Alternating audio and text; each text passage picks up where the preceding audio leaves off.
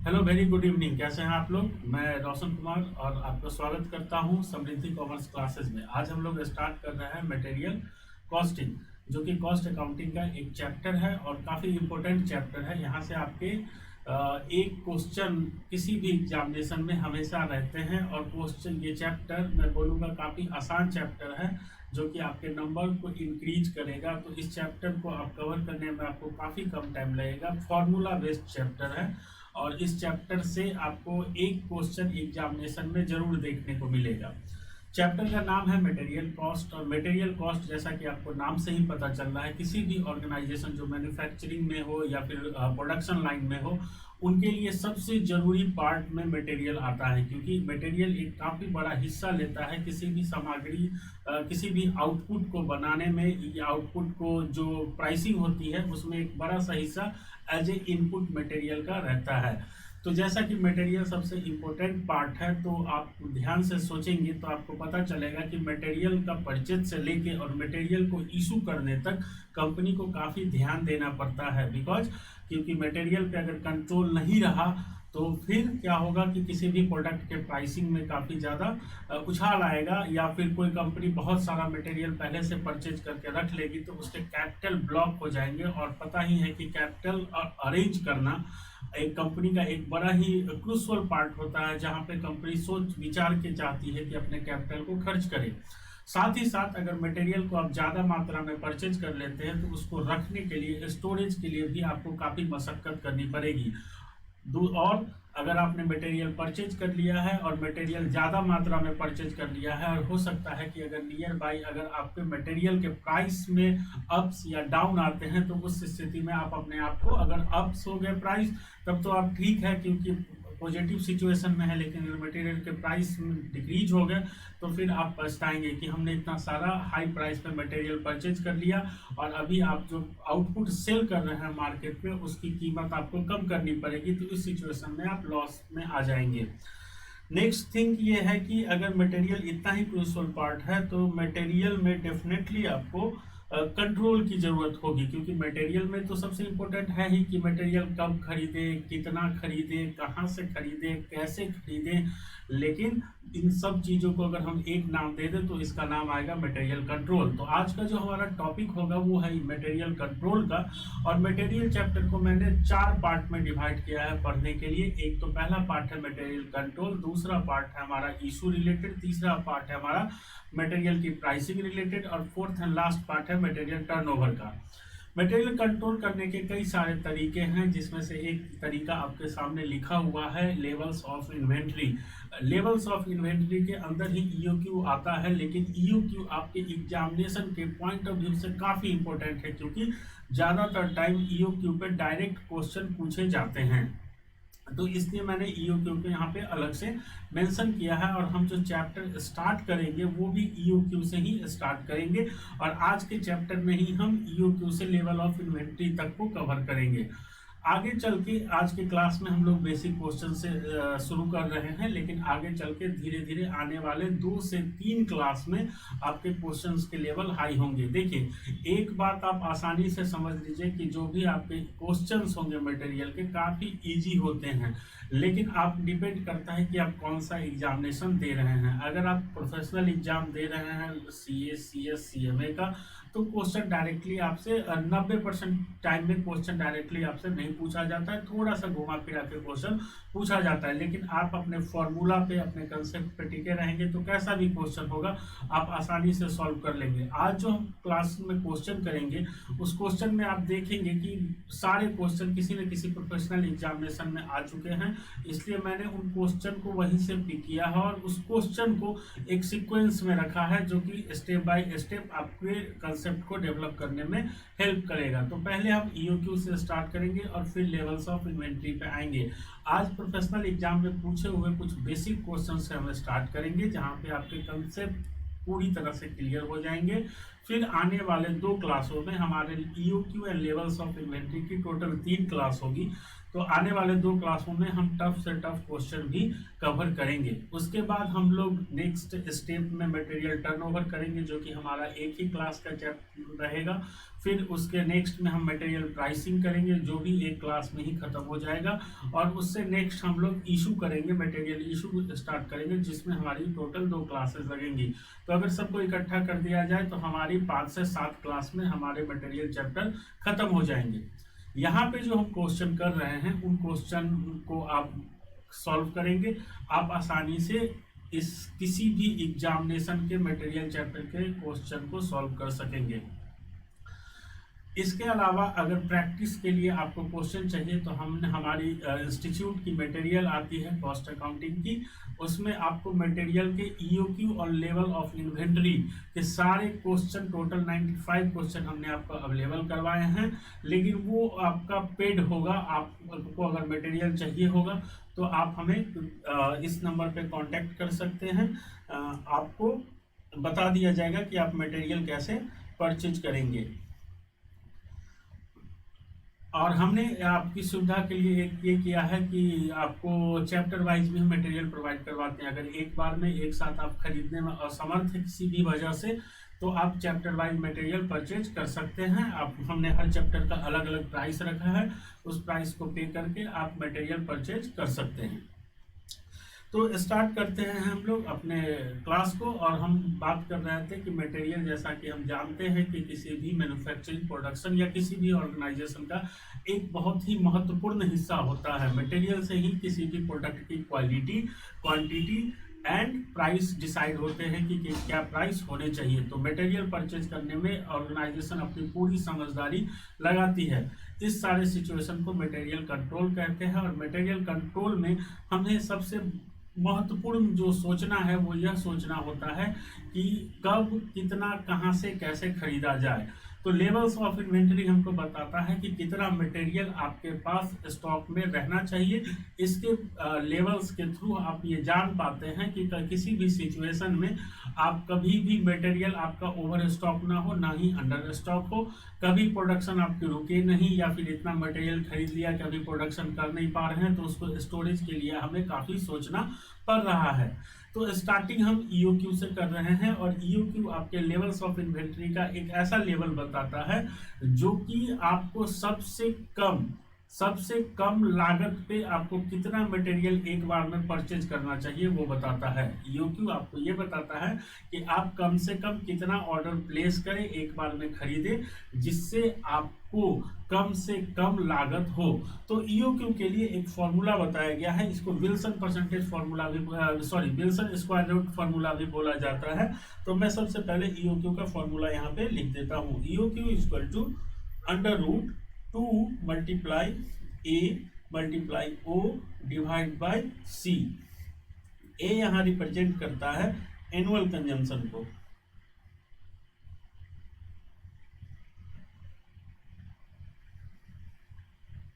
ओ आपको रिप्रेजेंट करता है ऑर्डरिंग कॉस्ट को, और सी आपको रिप्रेजेंट करता है कैरिंग कॉस्ट को, स्टोरेज भी बोल सकते हैं इसको। अच्छा, कहीं कहीं पे अगर किसी राइटर की बुक में आप देखेंगे तो फॉर्मूला में ए मल्टीप्लाई ओ की जगह पे बी भी रहता है, जिसको बाइंग कॉस्ट बोलते हैं। ये और सी नीचे ए बी सी करके भी इस फॉर्मूला को बहुत जगह यूज किया जाता है। तो आपको जो ठीक लगे, आप चाहे तो ओ के जगह पे बी भी लिख सकते हैं, और बी का मीनिंग हो जाएगा आपका बाइंग कॉस्ट।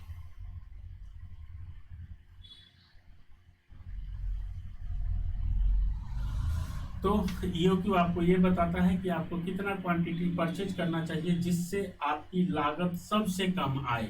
तो आप ये जान लीजिए कि ईओक्यू के अलावा आप कोई भी तरीका यूज करेंगे तो आपको कभी भी किसी भी सिचुएशन में ऐसा स्टॉक लेवल नहीं मिलेगा जहां पे आप ईओक्यू से कंपेयर करेंगे तो आपको लगे, हमेशा पता चलेगा कि ईओक्यू पे ही कम कॉस्ट आए, यानी कोई भी ऐसा लेवल नहीं मिलेगा जो आपको ईओक्यू से कम लागत दे। तो ईओक्यू इसीलिए यूज किया जाता है क्योंकि कंपनी को पता चल जाता है कि कितनी मात्रा में क्वांटिटी खरीदनी है, कितनी क्वांटिटी खरीदनी है जिससे कंपनी की लागत कम से कम आए। अच्छा, लागत की अगर बात कर रहे हैं, कॉस्ट की बात कर रहे हैं, तो यहाँ पे इस फॉर्मूला में देखिए, O for ordering cost. Ordering cost मतलब किसी भी ऑर्गेनाइजेशन को मटेरियल परचेज करने के लिए एक परचेज डिपार्टमेंट रखती है। जो परचेज डिपार्टमेंट का काम होता है कि सही समय आने पे मटेरियल को परचेज करें, तो उस डिपार्टमेंट की खर्चे भी होते हैं क्योंकि कुछ स्टाफ होते हैं, स्टेशनरी होते हैं, फ्रेट होता है। इन सब खर्चों को मिला के हम ऑर्डरिंग कॉस्ट बोलते हैं। कैरिंग कॉस्ट किसी भी सामग्री को, मटेरियल को रखने की लागत, यानी स्टोर है, स्टोर कीपर है, यानी कि स्टाफ है उस डिपार्टमेंट में, कई सारे इंस्ट्रूमेंट लगते हैं जिसमें मटेरियल को होल्ड करके रखा जाता है, या फिर आपने जो मटेरियल रखा है उस मटेरियल में जो वर्किंग कैपिटल इन्वॉल्व है, उस वर्किंग कैपिटल पे होने वाले इंटरेस्ट वगैरह भी होते हैं। तो इन सब खर्चों को मिला के कैरिंग कॉस्ट कहा जाता है। तो इस फॉर्मूला को निकालने के लिए आपको 3 चीज़ों की जानकारी होनी चाहिए जो कि सामान्यतः आपके क्वेश्चन में अवेलेबल रहता है। हम लोग देखेंगे अभी स्टेप बाय स्टेप। तो A for annual consumption. Annual consumption मतलब आपको पहले पता होना चाहिए कि आप जो पूरे ईयर में प्रोडक्शन करते हैं 365 डे या 52 वीक्स या फिर 12 मंथ में जो भी प्रोडक्शन आपका होता है, उस प्रोडक्शन में आपको कितना मटेरियल की रिक्वायरमेंट होती है। ऑर्डरिंग कॉस्ट दिया रहेगा आपको, जो कि मटेरियल को ऑर्डर करने की, एक बार ऑर्डर करेंगे तो हमें कितना प्राइस लगता है पर यूनिट ऑफ मटेरियल बोलिए या पर केजी ऑफ मटेरियल बोलिए। कैरिंग कॉस्ट आपके जो क्वेश्चंस रहेंगे उसमें नॉर्मली परसेंटेज बेसिस पे दिया रहता है। परसेंटेज किसका? तो मटेरियल के प्राइस के परसेंटेज में रहता है, और वहाँ पे एवरेज वर्ड यूज किया जाता है कि जो भी आपके मटेरियल की प्राइस है उसका एवरेज प्राइस का sum, for example 10%, 5%, 7% according to question. तो इन तीनों इंफॉर्मेशन को हम इकट्ठा करेंगे और फिर उसको हम फॉर्मूला में यानी कि रूट के अंदर डाल के उसको सॉल्व करेंगे। हमारा एक ऐसा क्वांटिटी कैलकुलेट होके आएगा जिसको हम ईओ की क्वांटिटी बोलेंगे। ईओ की क्वांटिटी मतलब इतना क्वांटिटी अगर आप ऑर्डर करते हैं तो आपको सबसे कम कॉस्ट पे करना पड़ेगा, सबसे कम कॉस्ट आएगी। तो आइए हम एक क्वेश्चन से इसका स्टार्ट करते हैं। क्वेश्चन नंबर यहाँ पे जो सेकंड है, यानी कि इस आपको पीडीएफ में 3 नंबर दिख रहा होगा, ये हमने अपने मेन मटेरियल से एक्सट्रैक्ट किया है, इसलिए मेन मटेरियल का क्वेश्चन नंबर यहाँ पे अवेलेबल है। तो इस क्वेश्चन को देखिए, इस क्वेश्चन में दिया हुआ है कि एक ऑर्गेनाइजेशन है जिसकी एवरेज एनुअल कंजम्पशन मटेरियल की 18,250 यूनिट है। एक यूनिट की प्राइस 36.5 पर यूनिट है, और स्टोरेज की कॉस्ट जो है वो है 20% ऑन एवरेज स्टोरेज, यानी कैरिंग कॉस्ट। स्टोरेज की कॉस्ट जो है 20% ऑन एन एवरेज इन्वेंट्री है। And cost of placing an order is RS50, यानी एक ऑर्डर को प्लेस करने में 50 रुपये लगते हैं। टोटल कंपनी जो ऑर्गेनाइजेशन है उसको रिक्वायरमेंट है 18,250, एंड जो कैरिंग कॉस्ट है, स्टोरेज कॉस्ट है, वो 20% है। तो यहाँ पे बस सिंपल क्वेश्चन है, या यहाँ पे आपको डायरेक्ट इन्फॉर्मेशन दे दिया गया कि आपको कितने मटेरियल की रिक्वायरमेंट है। तो हम यहाँ पे ईओक्यू कैलकुलेट कर लेंगे, और ईओक्यू को आपको पता है कि ईओक्यू का फॉर्मूला क्या होता है। तो ईओक्यू का फॉर्मूला है √2 multiply A multiply O divide by सी।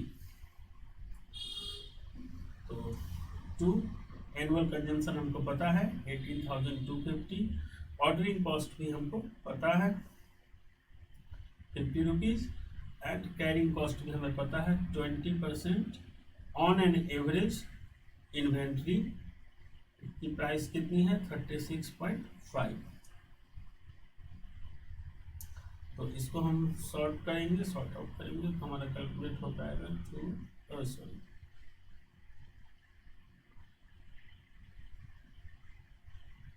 इसको हम कैलकुलेट कर लेते हैं। तो हमारा आएगा ऊपर का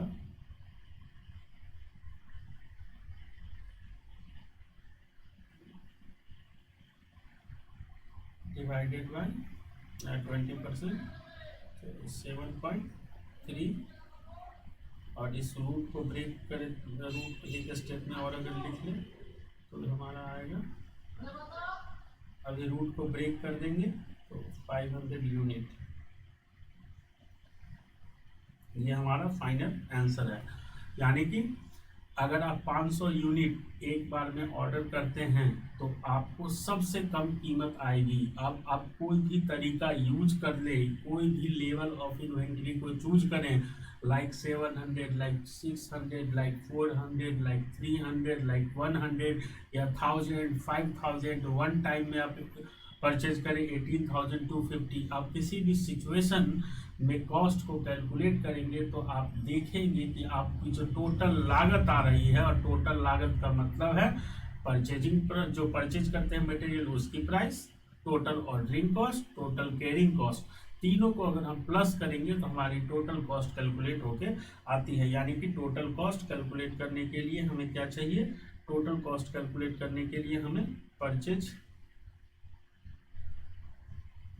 प्राइस, यानी कि मटेरियल जो भी ऑर्डर कर रहे हैं मल्टीप्लाई पर यूनिट प्राइस, ऑर्डरिंग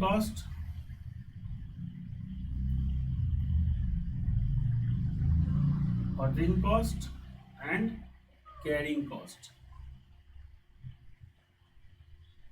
इन तीनों को अगर हम प्लस कर दें यहाँ पे तो हमारी टोटल कॉस्ट कैलकुलेट होके आ जाएगी।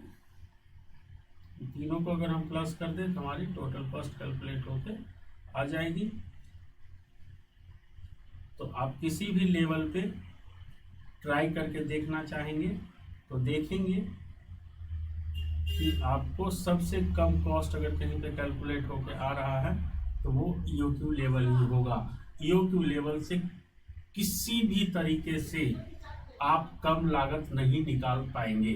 तो है ना, एक मज़ेदार कंसेप्ट सीखा आपने, एक मज़ेदार टॉपिक। फिर से मैं एक बार स्टार्ट कर देता हूँ कि हम अभी मटेरियल कंट्रोल पढ़ रहे हैं, और मटेरियल कंट्रोल के एक मेथड को, मटेरियल कंट्रोल के कई सारे मेथड होते हैं जैसे level of inventory, ABC, VED, material turnover. तो उसमें से एक कंसेप्ट पढ़ रहे हैं level of inventory. Level of inventory के अंदर हम एक फॉर्मूला पढ़ रहे हैं, एक कंसेप्ट पढ़ रहे हैं, EOQ, economic order quantity. Economic order quantity हमें यह बताता है कि आप एक लेवल ऑफ यूनिट कैलकुलेट करेंगे इस फॉर्मूला के थ्रू, उससे जो आपका लेवल्स निकल के आएगा, जैसे फॉर एग्जांपल यहाँ पे 500 यूनिट कैलकुलेट होके आया, तो 500 यूनिट की टोटल कॉस्ट आपको सबसे कम आएगी, चाहे आप किसी भी लेवल पे ऑर्डर करें और उससे EOQ को कंपेयर करें, तो आपकी हमेशा सबसे कम लागत EOQ लेवल पे आएगी। टोटल कॉस्ट का मतलब है मटेरियल के परचेज करने की price plus ordering cost plus carrying cost is equal to total cost. तो आपको अगर इस बात पे बिलीव नहीं हो रहा है कि हम किसी अदर तरीके से किसी अलग लेवल पे अगर हम ऑर्डर करें तो हमारी कॉस्ट कम आ सकती है, आपको एक बार करके देखना है। तो उसके लिए आइए हम लोग क्वेश्चन नंबर यहाँ पे सेकेंड क्वेश्चन करते हैं, जो कि यहाँ पे PDF पे क्वेश्चन नंबर 6 में है। तो यहाँ पे देखिए, एक कंपनी है जो कि बाई करती है 12,500 यूनिट इन लॉट, यानी एक बार में ऑर्डर कर रही है 12,500 unit which is a 3 month supply, यानी कि 3 महीने के लिए 12,500 यूनिट ऑर्डर कर रही है। The cost per unit is 1.2, each order cost 45 and inventory carrying cost is 15% of average inventory value।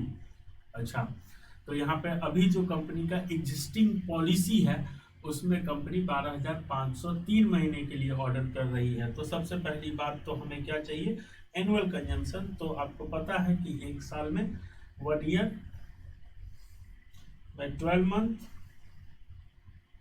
और 12 मंथ डिवाइड बाय 3, यानी कि 4 ऑर्डर कंपनी कर रही है। कंपनी कितने ऑर्डर कर रही है, 4 ऑर्डर कर रही है, यानी कि कंपनी 12,500 के लॉट में पूरे ईयर में 4 टाइम मटेरियल को परचेज कर रही है। यानी कि एनुअल कंजम्पशन कंपनी का कितना हो गया, तो कंपनी का एनुअल कंजम्पशन कंपनी का एनुअल कंजम्पशन हो गया 12,500 मल्टीप्लाई 4 इक्वल टू 50,000 kg या 50,000 यूनिट, यानी कंपनी का एनुअल कंजम्पशन हो गया 50,000 यूनिट। अभी क्वेश्चन क्या पूछ रहा है आपसे कि what is the total annual cost of existing inventory policy, existing inventory policy. तो अभी मैं यहाँ पे जो मैंने आपको सिखाया है कि टोटल कॉस्ट का मतलब होता है परचेज, मटेरियल की purchase cost plus ordering cost plus carrying cost. तो यहाँ पे स्टार्टिंग में मैं आपको दिखाता हूँ और फिर इसके बाद एक पॉइंट आपको मैं बताऊंगा जिसके वजह से आपको बार बार इतनी लेंथी कैलकुलेशन करने की जरूरत नहीं पड़ेगी। तो एग्जिस्टिंग पॉलिसी में कंपनी का टोटल कॉस्ट क्या है, existing policy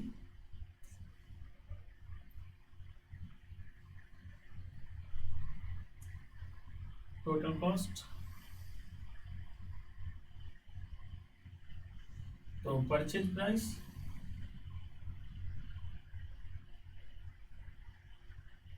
purchase cost 50,000 unit multiply 1.2 multiply 1.2 equal to 50,000 multiply 1.2 60,000। Ordering cost for order multiply, एक बार ऑर्डर करने में कितने पैसे लगते हैं 45 रुपीज, तो ये हो जाएगा 180। कैरिंग कॉस्ट, अच्छा कैरिंग कॉस्ट कैलकुलेट करने से पहले एक बात आपको समझना जरूरी है। कैरिंग कॉस्ट मतलब एक बार में हम कितना मटेरियल परचेज कर रहे हैं 12,500 यूनिट, 50,000 यूनिट तो हम परचेज कर नहीं रहे हैं। तो कैरिंग कॉस्ट अगर हम 50,000 यूनिट पे लगा दें तो वो अनफेयर होगा, क्योंकि हमने तो एक बार में परचेज किया नहीं है, अलग अलग टाइम पे अलग अलग टाइम पे मटेरियल परचेज किया हमने, यानी कि क्वार्टरली बेसिस पे मटेरियल परचेज कर रहे हैं। तो पहले 12,500 आया, फिर 12,500 आया, फिर 12,500 आया और फिर 12,500 आया। तो कैरिंग कॉस्ट क्या 50,000 यूनिट पे लगाना सही होगा? नहीं। क्या 12,500 यूनिट पे कैरिंग कॉस्ट लगाना सही होगा? नहीं। क्यों? क्योंकि मान लेते हैं कि आपने 1 अप्रैल को ऑर्डर प्लेस किया और 1 अप्रैल को ऑर्डर प्लेस करने जरूरी नहीं है कि 1 अप्रैल को ही आपके पास वो मटेरियल आपके पास पहुंच जाए। हो सकता है कि 3 तारीख को आए, 4 तारीख को आए, 5 तारीख को आए, 10 तारीख को आए, या इवन अगर 1 तारीख को भी अगर आपके पास मटेरियल पहुंच गया तो 3 महीने उस मटेरियल को हम यूज करेंगे, अप्रैल मई जून, क्योंकि 3 महीने का हम मंगवाते हैं। तो क्या 12,500 यूनिट हमारे गोडाउन में रहेगा? नहीं रहेगा। क्यों नहीं रहेगा? क्योंकि आपने क्यों मंगाया है? प्रोडक्शन के लिए मंगाया है। तो 12,500 यूनिट में से हो सकता है कि आपका जो प्रोडक्शन डिपार्टमेंट है, आपका मैन्युफैक्चरिंग डिपार्टमेंट है, वो 500 यूनिट आपसे मांग ले, 1000 यूनिट आपसे मांग ले, 1500 यूनिट आपसे मांग ले। तो हर यूनिट जो आपसे बार बार वो मंगवा रहा है ये मैन्युफैक्चरिंग डिपार्टमेंट, तो क्या आपके स्टोर में 12,500 अवेलेबल है? नहीं अवेलेबल है, क्योंकि आपका जैसे 500 यूनिट आपने इशू किया तो आपके गोडाउन में कितना यूनिट हो गया? 12,000 यूनिट, फिर 1000 किया तो 11,000 यूनिट रह गया। तो इस सिचुएशन में इसका एक सॉल्यूशन है कि बोला जाता है कि जितना भी आपने वन टाइम में ऑर्डर किया है उसका एवरेज ले लीजिए। तो 12,500 हमने वन टाइम में ऑर्डर किया है, तो 12,500 multiply plus 0 divide by 2 average ले लिया हमने। और एक बार मंगवाने की लागत कितनी है हमारी? तो एक बार मंगवाने की लागत हमारी है, एक बार देख ले क्वेश्चन में, 15% ऑफ एवरेज इन्वेंट्री वैल्यू। तो एवरेज, अच्छा एवरेज इसका मतलब क्या है? हो सकता है कि आप इसके बारे में सोचे। 15% ऑफ एवरेज इन्वेंट्री वैल्यू, एक इन्वेंट्री की कीमत कितनी है? 1.2, और सारे इन्वेंट्री की कीमत कितनी है? 50,000 इन्वेंट्री की 60,000। तो 60,000 को अगर हम डिवाइड करें फिर से 50,000 से, तो एक इन्वेंट्री एवरेज इन्वेंट्री की कॉस्ट आएगी 1.2, इसलिए यहाँ पे लिखा जाता है 50 एवरेज इन्वेंट्री वैल्यू, क्योंकि एक इन्वेंट्री की वैल्यू उतनी ही होगी जितनी एवरेज इन्वेंट्री की वैल्यू होगी। तो 15% किसका लेना है हमको, 15% लेना है हमको 1.2 का। तो इसको अगर हम कैलकुलेट करें आई थिंक, तो हमारा कैलकुलेट हो जाएगा 12,500 डिवाइड बाई 2, 6250, और 1.2 का 15% मल्टीप्लाई 6250 हमारा आएगा, कैलकुलेट हो गया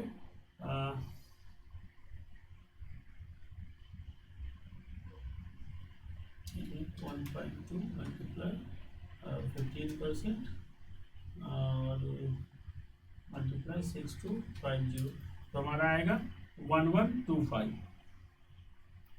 तो अगर हम तीनों को ऐड कर दें, material purchase price, ordering cost and carrying cost, तो हमारा कैलकुलेट हो जाएगा 60,000 प्लस 180 प्लस 1125, 61,305।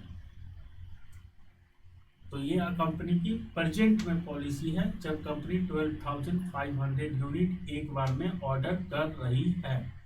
तो कंपनी को कितने टोटल कॉस्ट को बियर करना पड़ता है, 61,305 रुपीज।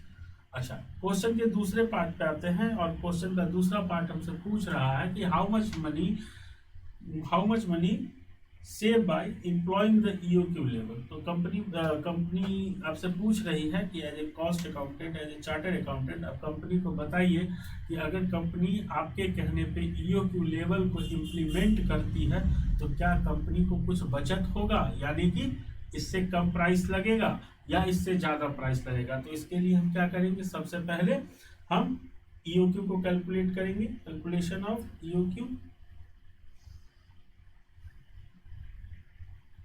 Calculation of EOQ. और फॉर्मूला आप जानते हैं ईओक्यू का क्या फॉर्मूला है, √2 multiply A multiply O divide by C. और एक इसको रिप्रेजेंट कर रहा है एनुअल कंजम्पशन को। एनुअल कंजम्पशन आपको अच्छे से पता है कितना है, 2 मल्टीप्लाई 50,000, और आपको ऑर्डरिंग कॉस्ट भी पता है कितना है, 45 रुपीज़, और कैरिंग कॉस्ट भी आपको पता है 15% इसका 1.20 का। तो इसको अगर आप सॉल्व करेंगे तो आपका ईओक्यू कैलकुलेट होके आएगा 5,000। आपका ईओक्यू कैलकुलेट होके आएगा 5,000, यानी कि ईओक्यू क्या कह रहा है, ईओक्यू कह रहा है कि भाई आप एक बार में 5,000 यूनिट ही ऑर्डर करो तो आपकी लागत सबसे कम आएगी। तो लास्ट जो क्वेश्चन किया था उसमें हमने सिर्फ ईओक्यू कैलकुलेट किया था, और मैंने वहाँ पे आपको बोला था कि भाई ईओक्यू पे सबसे कम कॉस्ट आता है। तो अभी रिकंसाइल करने का टाइम है और मुझे जज करने का टाइम है, क्या मैंने आपको सही बताया था। तो चलिए ईओक्यू पे हम लोग एक बार कैलकुलेट करके देखते हैं कि टोटल कॉस्ट कितनी आती है। तो परचेज प्राइस, टोटल कॉस्ट आपको पता है, परचेज प्राइस तो यहाँ भी सेम रहेगा, 50,000 मल्टीप्लाई 1.2 यानी कि 60,000। ऑर्डरिंग कॉस्ट कितना, तो ऑर्डरिंग कॉस्ट के लिए हमें सबसे पहले नंबर ऑफ ऑर्डर पता होना चाहिए।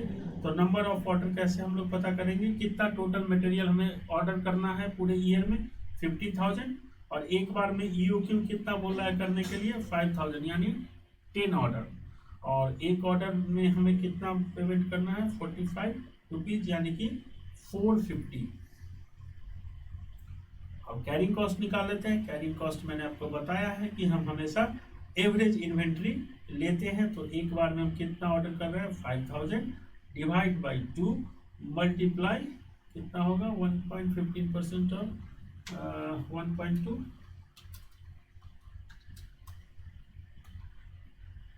.18। तो ये भी हमारा बिना कैलकुलेशन के मैं लिख रहा हूँ 450। आप लोग एक बार कैलकुलेट करके देखिए क्या 450 ही आ रहा है। हाँ 450 ही आ रहा है। तो ये हो गया 60,000 प्लस 900, तो 60,900 total cost at EOQ level, at EOQ level. दिख रहा है आपको total cost at EOQ level. और हमारा पहले कितना कॉस्ट आया था 61,305, यानी कि 61,305 रुपये, और हमारे यहाँ पे आ रहा है 60,900 रुपये। तो EOQ पे टोटल कॉस्ट कम आया।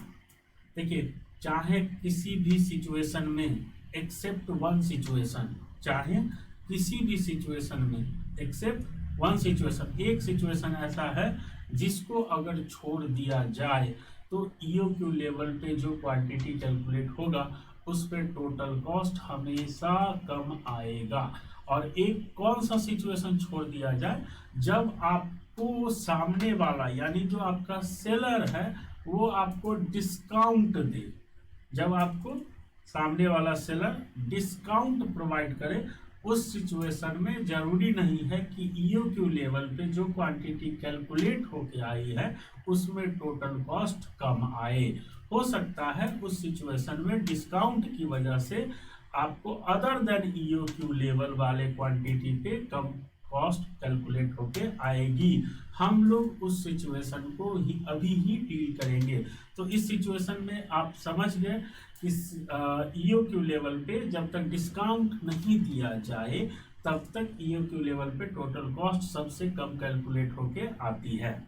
चलिए दो बातें आपको, और मैं यहाँ पे एक बात तो मैं आपको बता चुका हूँ कि जब तक डिस्काउंट नहीं दिया जाए तब तक EOQ लेवल ही बेनिफिशियल रहता है।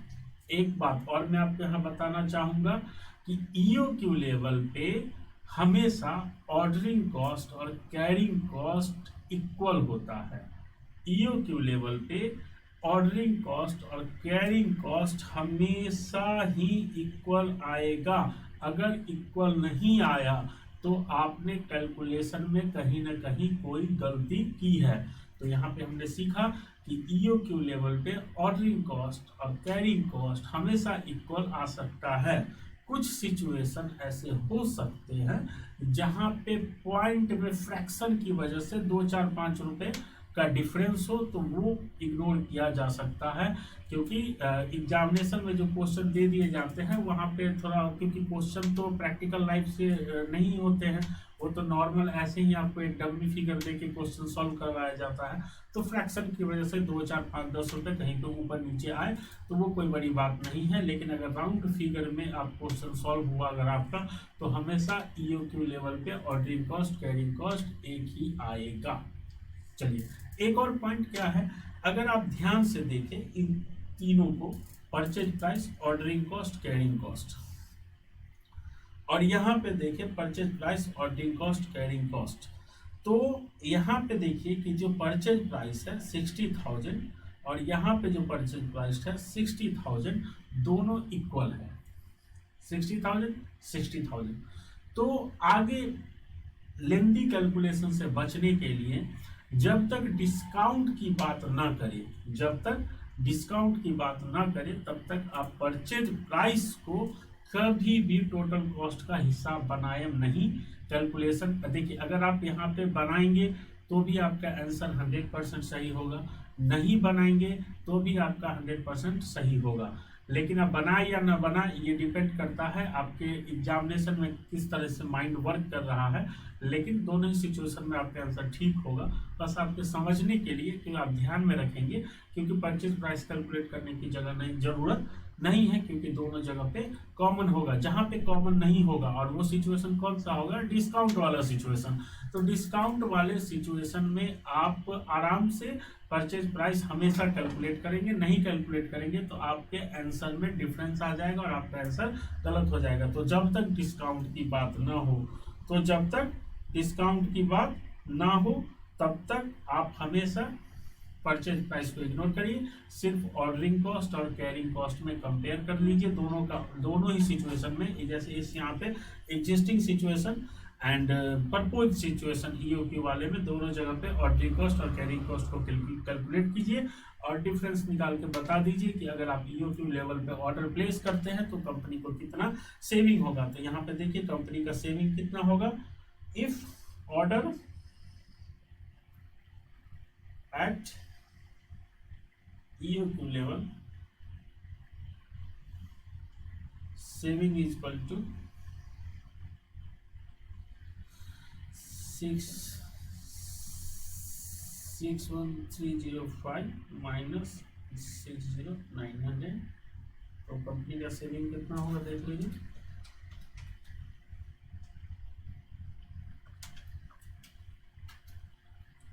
405 रुपीज।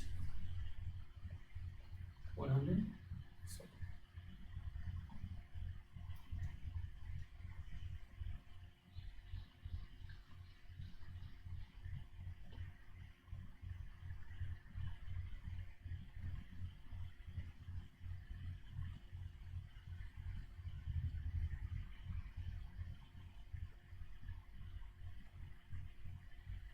405 रुपीज कंपनी का सेविंग होगा।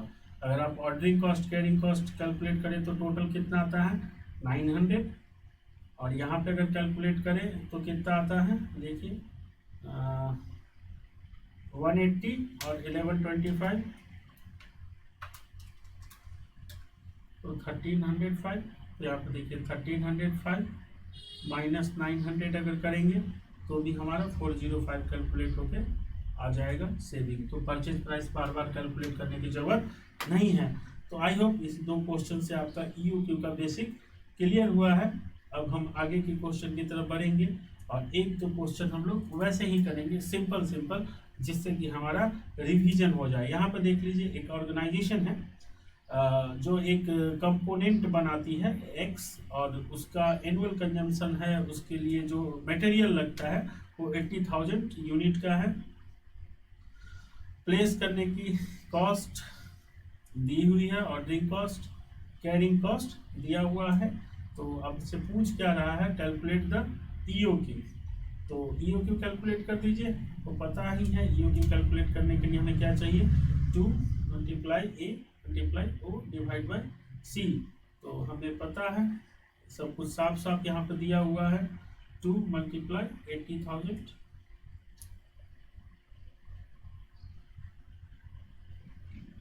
Multiply ordering cost 150 divided by 20% of 100, तो ये नीचे 20 हो जाएगा।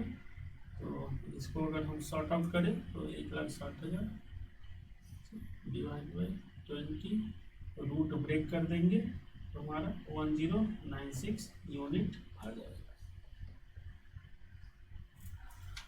आई होप ईओक्यू कैलकुलेट करना आप समझ गए। तो मैं एक पॉइंट पे आपका ध्यान ले जाना चाह रहा हूँ कि देखिए यहाँ पे आपने दो क्वेश्चन, अभी ये इस क्वेश्चन को अगर मिला दे तो आपने 3 क्वेश्चन किया है।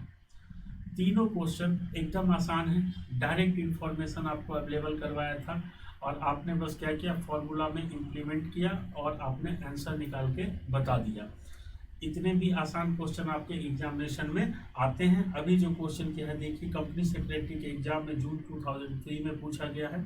लास्ट क्वेश्चन जो आपने किया है वो सीए इंटरमीडिएट में 2007 में पूछा गया था, और जो ये क्वेश्चन आपने किया है इससे पहले वो सीएस 2003 में पूछा गया है इंटरमीडिएट के एग्जामिनेशन में। तो आप बताइए, ये सारे एग्जामिनेशन के क्वेश्चन हैं और डायरेक्ट फार्मूला इम्प्लीमेंट करके आप 5 से 8 नंबर आपके कहीं नहीं गए। लेकिन हर बार जरूरी नहीं कि आपको क्वेश्चन में जो अवेलेबल इंफॉर्मेशन है रिगार्डिंग मटेरियल वो डायरेक्ट दिया जाए। हो सकता है कि कई बार आपको मटेरियल की इंफॉर्मेशन इनडायरेक्टली दे। लाइक बोलेगा क्या कि कंपनी एक एक्स नाम का प्रोडक्ट बनाती है जिसके लिए वाई नाम के मटेरियल की रिक्वायरमेंट होती है, और 1 यूनिट एक्स बनाने के लिए 2 यूनिट वाई की रिक्वायरमेंट है। तो इस तरीके से भी इंफॉर्मेशन आपको दिया जा सकता है। तो वहाँ पे चिंता की बात नहीं है। आपको क्या करना है, जो आपका आउटपुट है जो आप बना रहे हैं, जैसे एक्स प्रोडक्ट बना रहे हैं तो कितना बना रहे हैं और उसमें कितने मटेरियल वाई की रिक्वायरमेंट है, वो मल्टीप्लाई करके या डिवाइड करके आप कैलकुलेट कर लीजिए। और जो भी आपका मटेरियल आएगा उस मटेरियल पे आपको वर्क करना है, ना कि आउटपुट वाले पे। तो ध्यान क्या रखना है, कई बार ऐसे पूछा जाता है। तो देखिए इस क्वेश्चन नंबर 11 से आपका कंसेप्ट क्लियर होगा। और ये क्वेश्चन देखिए कि 3 बार प्रोफेशनल एग्जामिनेशन में आ चुका है, सीए इंटर मई 1999 में, सीएस इंटर जून 2001 में, और फिर इसको रिपीट किया गया सीएस इंटर जून 2003 में। आप लोगों में से कई लोग उस समय पैदा भी नहीं हुए होंगे, और सोचिए आज भी ये क्वेश्चन बार बार रिपीट हो रहे हैं। तो डरने की कोई बात नहीं है। जो हमारा मटेरियल में हमारे क्वेश्चन है, और मेरे मटेरियल के क्वेश्चन जो है वो अपडेटेड है सीए जून 2025 तक। यानी कि देख लीजिए, इसी क्वेश्चन को अगर पकड़े 1999 से, यहाँ मेरे मटेरियल में जो क्वेश्चन है वो आपके 18 से है अवेलेबल। तो 18 से लेकर 2025 के तक के क्वेश्चन अगर आप देख के जाएंगे तो क्या आपको लगता है किसी एग्जामिनेशन में कोई ऐसा क्वेश्चन आएगा जो आपने पहले नहीं देखा होगा? तो डेफिनेटली मटेरियल को गो थ्रू कीजिए। अब काफ़ी मिनिमम प्राइस पे हमने मटेरियल को रखा है आपकी हेल्प करने के लिए। तो क्वेश्चन नंबर 11 देखिए। क्वेश्चन नंबर 11 में जी लिमिटेड है, वो एक प्रोडक्ट प्रोड्यूस करती है। मंथली डिमांड बताया है आपको, तो एनुअल में कन्वर्ट करना होगा आपको 4000 unit. The product require a component, देखिए जैसे अभी हमने बात की सेम कंसेप्ट आ गया कि एक कंपनी है, उसका आउटपुट है 4000 यूनिट पर मंथ, यानी कि ईयरली 48,000 यूनिट वो मैन्युफैक्चर करती है। और उसके लिए उसको एक मटेरियल की रिक्वायरमेंट है, और वो मटेरियल है एक्स, और वो उसकी प्राइस है 20 रुपीज़। और for every finish product 1 unit of component is required. तो यहाँ पे आसान ही है, एक यूनिट आउटपुट के लिए, एक यूनिट आउटपुट जो है उसके लिए एक ही यूनिट इनपुट की जरूरत हो रही है। यानी जो रॉ मटेरियल चाहिए आउटपुट के लिए, जो मैन्युफैक्चर करें, उसके लिए 1:1 यानी 1 किलो मटेरियल या 1 यूनिट मटेरियल से 1 यूनिट आउटपुट बन जा रहा है। तो यहाँ पे कैलकुलेशन में भी प्रॉब्लम नहीं होगी, जितना आउटपुट हो रहा है उतना ही इनपुट भी हो जाएगा। बाद बाकी आपको पता है क्वेश्चन में कोई दम नहीं है। Ordering cost 120 rupees per order है, holding cost 10% per annum of average inventory cost. तो एवरेज इन्वेंट्री कॉस्ट आपको पता ही है 20 रुपीज। तो सबसे पहले क्वेश्चन की क्या रिक्वायरमेंट है, ईओक्यू निकालने के लिए आपसे पूछा है। तो ईओक्यू निकालने में तो आपको मास्टरी हासिल है, तो ईओक्यू फटाक से आप कैलकुलेट कर दीजिए। EOQ is equal to √2 × A × O divide by C। तो हमारा एनुअल कंजम्पशन क्या है, पर मैं यहाँ पर निकाल देता हूँ।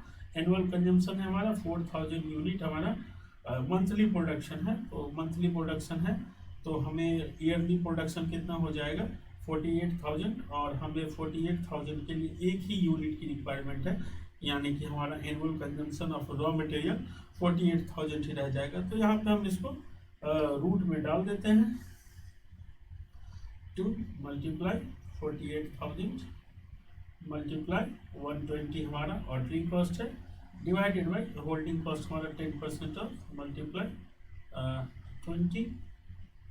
इसको सॉर्ट आउट करेंगे तो हम लोग, तो हमारा ये कैलकुलेट हो गया आ जाएगा 2400 यूनिट। तो पहले पार्ट में जो पूछा गया था वो हम लोगों ने कर दिया, इकोनॉमिक ऑर्डर क्वांटिटी हमने निकाल लिया है। सेकेंड पार्ट क्वेश्चन का पूछ रहा है, if the minimum lot size to be supply is 4000 unit, what is the extra cost the company has to incur. तो अभी जो हमने लास्ट टू लास्ट क्वेश्चन में किया है, मिलता जुलता क्वेश्चन है, वहाँ पे भी आपसे पूछा था कि डिफरेंट अगर ऑर्डर साइज रखे तो और ईओक्यू लेवल दोनों को अगर कंपेयर करें तो हमारा कुछ सेविंग हो रहा है, तो निकाल लेते हैं, इसमें कौन सी बड़ी बात है। तो पूछ क्या बोल रहा है हमें, ये हमारा ईओक्यू निकल गया है 2400, यानी ईओक्यू हमको सजेस्ट कर रहा है कि 2400 यूनिट को आप ऑर्डर प्लेस कीजिए तो आपका मिनिमम कॉस्ट आएगा। लेकिन यहाँ पे आपसे पूछ रहा है question examination point of view से कि 4000 यूनिट अगर एक बार मंगवाए तो 4000 यूनिट अगर एक बार मंगवाए तो टोटल कॉस्ट कैलकुलेट कर लेते हैं, इसमें क्या। और टोटल कॉस्ट कैलकुलेट करने के लिए एक लेंदी प्रोसेस हटा देते हैं, डिस्काउंट की तो बात कर ही नहीं रहा है, सीधा सीधा पूछ रहा है, तो वहां भी परचेज प्राइस वही आएगा जो कि परचेज प्राइस ईओक्यू लेवल पे आया। तो टोटल कॉस्ट कैलकुलेशन के लिए इस पॉइंट ऑफ टाइम पे जब डिस्काउंट की बात ना करें तो हम परचेज प्राइस को या परचेज कॉस्ट को एलिमिनेट करके डायरेक्ट निकाल लेते हैं। तो टोटल कॉस्ट निकालते हैं। टोटल कॉस्ट, ये 2 नंबर है question. Total cost eight 4000 unit order level. तो 4000 यूनिट ऑर्डर लेवल, तो आपका नंबर ऑफ ऑर्डर कितना होगा? नंबर ऑफ ऑर्डर हो जाएगा आपका 48,000 डिवाइड बाय 4000, तो वही 12 ऑर्डर ही कैलकुलेट होके आएगा। 12 ऑर्डर और 12 ऑर्डर मल्टीप्लाई 120, तो बराबर है 44 से कितना है 1440। और कैरिंग कॉस्ट आपको पता है एवरेज इन्वेंट्री का लेते हैं, और एवरेज इन्वेंट्री कौन सा, जितना हम एक बार में ऑर्डर करते हैं। तो 4000 डिवाइड बाई 2 मल्टीप्लाई 2, तो इतना ही आ जाएगा 4000। तो अगर हम इसकी बात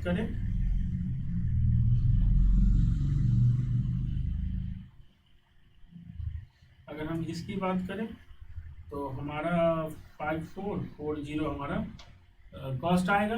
अगर 4000 यूनिट एक बार में ऑर्डर करते हैं तो और चेक कर लेते हैं कि भाई अब ईओक्यू लेवल पे कितना लगता है, फिर दोनों को कंपेयर करके बताएंगे कि कितना सेविंग किया जा सकता है अगर ईओक्यू लेवल पे हम लोग ऑर्डर करें तो एट ईओक्यू लेवल,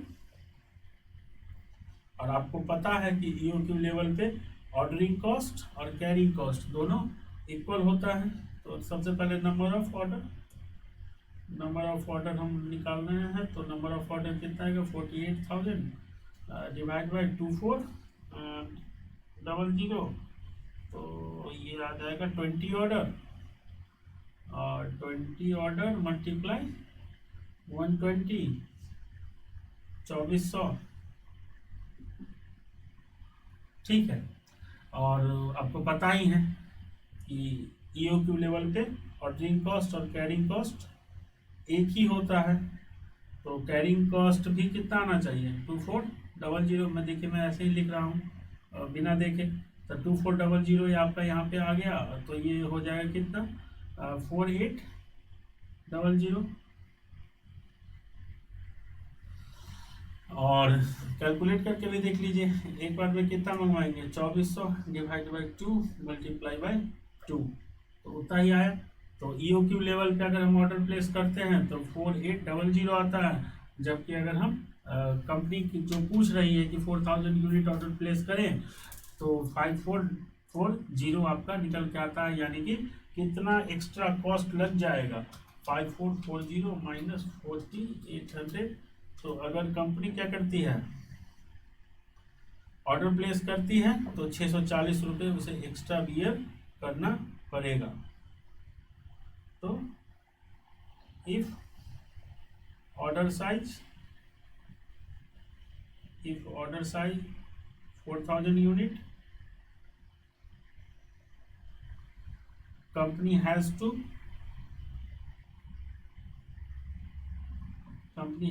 incur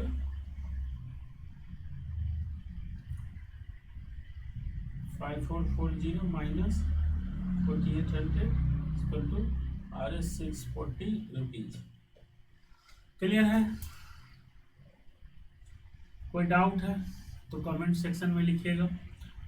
जल्द ही हमारी लाइव क्लासेस स्टार्ट होने वाली है, तो आप वहाँ पे लाइव आके भी क्वेश्चन पूछ सकते हैं। जो भी कमेंट सेक्शन में आप कमेंट करेंगे कोई भी डाउट, संडे को मैं एक डाउट सेशन की क्लासेस, अगर मतलब सफिशिएंट डाउट अगर आएंगे कमेंट सेक्शन में तो मैं उसकी एक अलग से क्लासेस बना के पोस्ट कर दूंगा। चलिए आगे बढ़ते हैं। क्वेश्चन नंबर 12 देखिए, एक बार रीडिंग कीजिए क्वेश्चन नंबर 12 को। अच्छा, इस क्वेश्चन में एक और पार्ट था, उसको भी देख लेते हैं। लास्ट में था what is the minimum carrying cost has company has to incur. तो मिनिमम कैरिंग कॉस्ट कहाँ पे आएगा? ईओक्यू लेवल पे, तो कंपनी को कितना मिनिमम कैरिंग कॉस्ट इनकर करना पड़ेगा 2400। तो इसी को बस एक लाइन आंसर में आप थर्ड नंबर बना के डाल दीजिए कि आपको मिनिमम कंपनी का मिनिमम कैरिंग कॉस्ट क्या होगा, तो 2400। नेक्स्ट क्वेश्चन एक बार रीड कीजिए।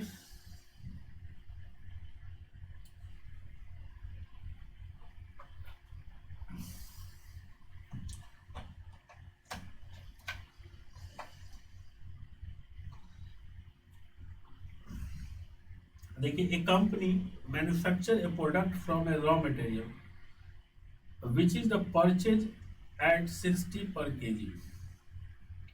कंपनी को प्रोडक्ट बनाती है किसी रॉ मटेरियल से और वो रॉ मटेरियल को परचेज करने की price 60 rupees per KG.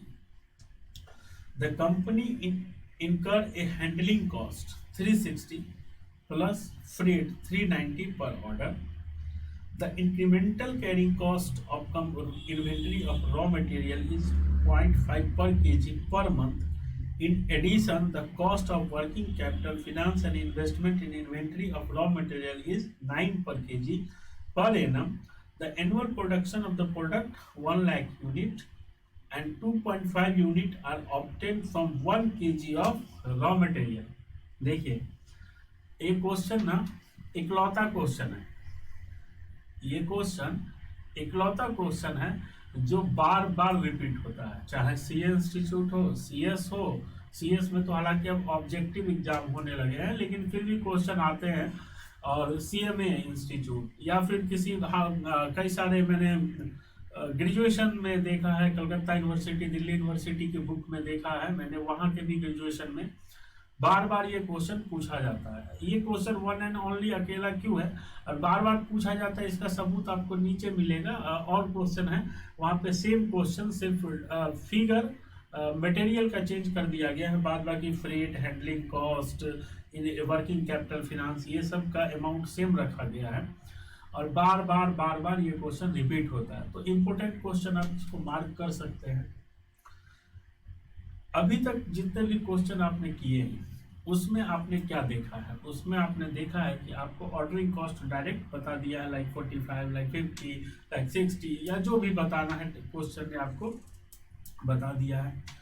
Carrying cost आपको डायरेक्ट मटेरियल के प्राइस के परसेंटेज में आपको क्वेश्चन ने बता दिया है कि भाई इतना कैरिंग कॉस्ट आपका लगना है, एवरेज मटेरियल कॉस्ट के प्राइस का फलाना परसेंट, 10%, 5% ऐसे करके बताया है। लेकिन ये वन एंड ओनली क्वेश्चन है, आज तक क्वेश्चन में कोई अल्ट्रेशन भी किसी ने नहीं किया है कि कोई अमाउंट को चेंज कर दे। यहाँ पे ऑर्डरिंग कॉस्ट और कैरिंग कॉस्ट को डिफरेंट तरीका से बताया है। और बिलीव कीजिए, अगर स्टार्टिंग में काफ़ी पहले जब ये क्वेश्चन पूछा गया था तो कई सारे स्टूडेंट आइडेंटिफाई ही नहीं कर पाए थे कि ऑर्डरिंग कॉस्ट क्या होगा या कैरिंग कॉस्ट कितना होना चाहिए। तो वन एंड ओनली एकलौता क्वेश्चन है, इसलिए इसको आप इम्पोर्टेंट मार्क कीजिए। यहाँ पे देखिए ऑर्डरिंग कॉस्ट को डिफरेंट तरीके से बताया गया। मैंने आपको क्या बताया था कि जब कोई कंपनी किसी मटेरियल को ऑर्डर करती है तो ऑर्डर करने के लिए उसके पास एक प्रॉपर डिपार्टमेंट होता है, उसके कुछ खर्चे होते हैं, प्लस फ्रेट वगैरह होता है, जो कि मटेरियल को फैक्ट्री गोडाउन तक लाने तक के जो खर्चे होते हैं वो सब ऑर्डरिंग कॉस्ट है। तो अभी तक जितने भी क्वेश्चन वहाँ पे डायरेक्ट एक अमाउंट दे दिया डायरेक्ट ऑर्डरिंग के नाम से, तो स्टूडेंट को प्रॉब्लम नहीं होती थी। यहाँ पे क्या बोला था, कंपनी इनकर हैंडलिंग कॉस्ट 360 प्लस फ्रेट 390 पर ऑर्डर। तो ये दोनों ही आपका ऑर्डरिंग कॉस्ट है, दोनों को प्लस कर दीजिए, आपका ऑर्डरिंग कॉस्ट हो जाएगा। कैरिंग कॉस्ट नॉर्मली परसेंटेज में दिया जाता था, लेकिन यहाँ पे परसेंटेज में नहीं देके इनडायरेक्टली फिर बताया। देखिए, in addition the cost of working capital, finance और investment in inventory raw material is 9 rupees per kg. और cost of inventory incremental carrying cost of raw material of inventory 0.5 per KG. तो दोनों को add कर देंगे। 0.5 को पहले annual convert करेंगे क्योंकि यहाँ पे मंथली है, तो 0.5 मल्टीप्लाई 12 यानी 6 रुपीज़।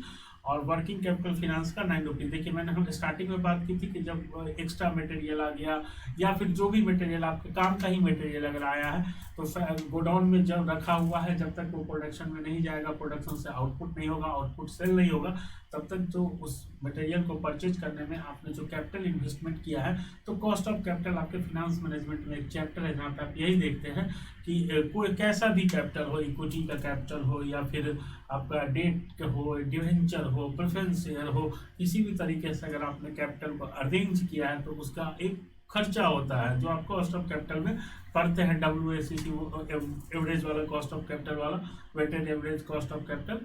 तो वहाँ पे हम देखेंगे, उसकी भी क्लासेस हमारी आ रही है फिनांस मैनेजमेंट, CA इंटरमीडिएट और CMA इंटरमीडिएट या CS इंटर के लिए। तो वहाँ पे भी मैं आपको एक्सप्लेन करूँगा कि कोई भी कैपिटल पे कितना खर्चा हो जाता है कंपनी का। ऐसे नॉर्मली हमको देखने में लगता नहीं है कि अच्छा इस कैपिटल को अरेंज करने में कुछ खर्चा भी हो रहा है। तो वही यहाँ पे जो रॉ मटेरियल हमने परचेज किया है उस रॉ मटेरियल पे कुछ तो इंटरेस्ट का पार्ट होगा, हिस्सा होगा, तो वही यहाँ पे दिया है। तो स्टार्टिंग में जो बातें की थी वही बातें फिर से पलट के आ रही हैं। तो सबसे पहले यहाँ पे क्वेश्चन आपसे पूछ रहा है, calculate the economic order quantity of raw material. तो यहाँ पे देखिए तीनों चीज़ों का कैलकुलेशन आपसे थोड़ा डिफरेंट तरीके से करवाया है।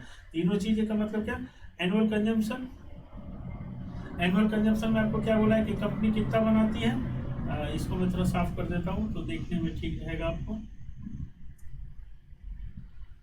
बोला क्या है, कंपनी कितना प्रोडक्शन करती है, तो बोला कि कंपनी भैया 1 लाख यूनिट प्रोडक्शन करती है and 2.5 unit are obtain from 1 kg of raw material.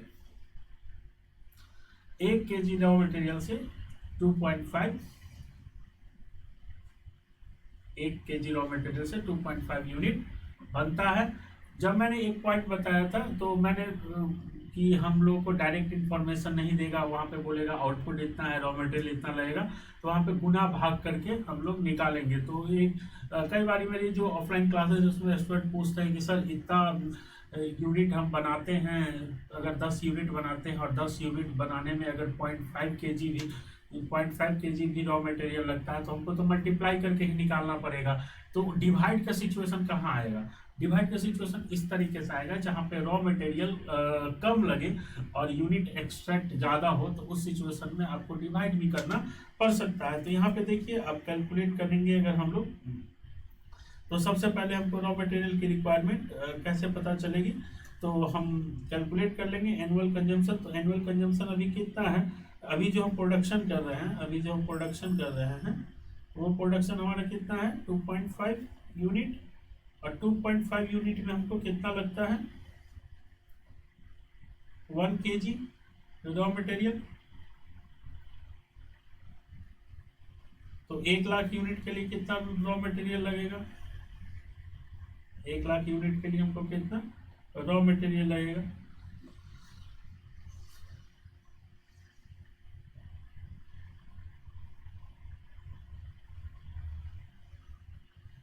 $40,000।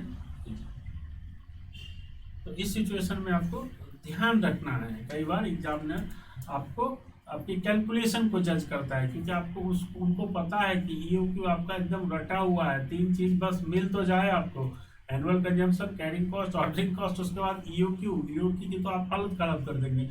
तो कई बार एग्जामिनर इस तरीके से भी आपको जज करता है। यहाँ पे जो ऑर्डरिंग कॉस्ट और कैरिंग कॉस्ट का कंसेप्ट है, ध्यान रखिएगा, ये इकलौता क्वेश्चन है। अगर आपको आने वाले टाइम में भी कभी आपकी मुलाकात हो जाए तो मेरी बात याद आएगी कि सर ने बोला था कि इकलौता क्वेश्चन है और यही क्वेश्चन बार बार रिपीट होता है। यही डिजिट रहेगा आपका 0.5 मंथली, उसको 6 हो जाएगा, कन्वर्ट कीजिएगा एनुअली, 9 रुपीज़, 15 रुपीज़ और 720, वो दोनों मल्टीप्लाई करेंगे तो 750 आएगा। तो वो 750 आपका ऑर्डरिंग कॉस्ट होगा। बाद बाकी तो आपको पता ही है, वो ऑर्डरिंग कॉस्ट कितना लेंगे हम लोग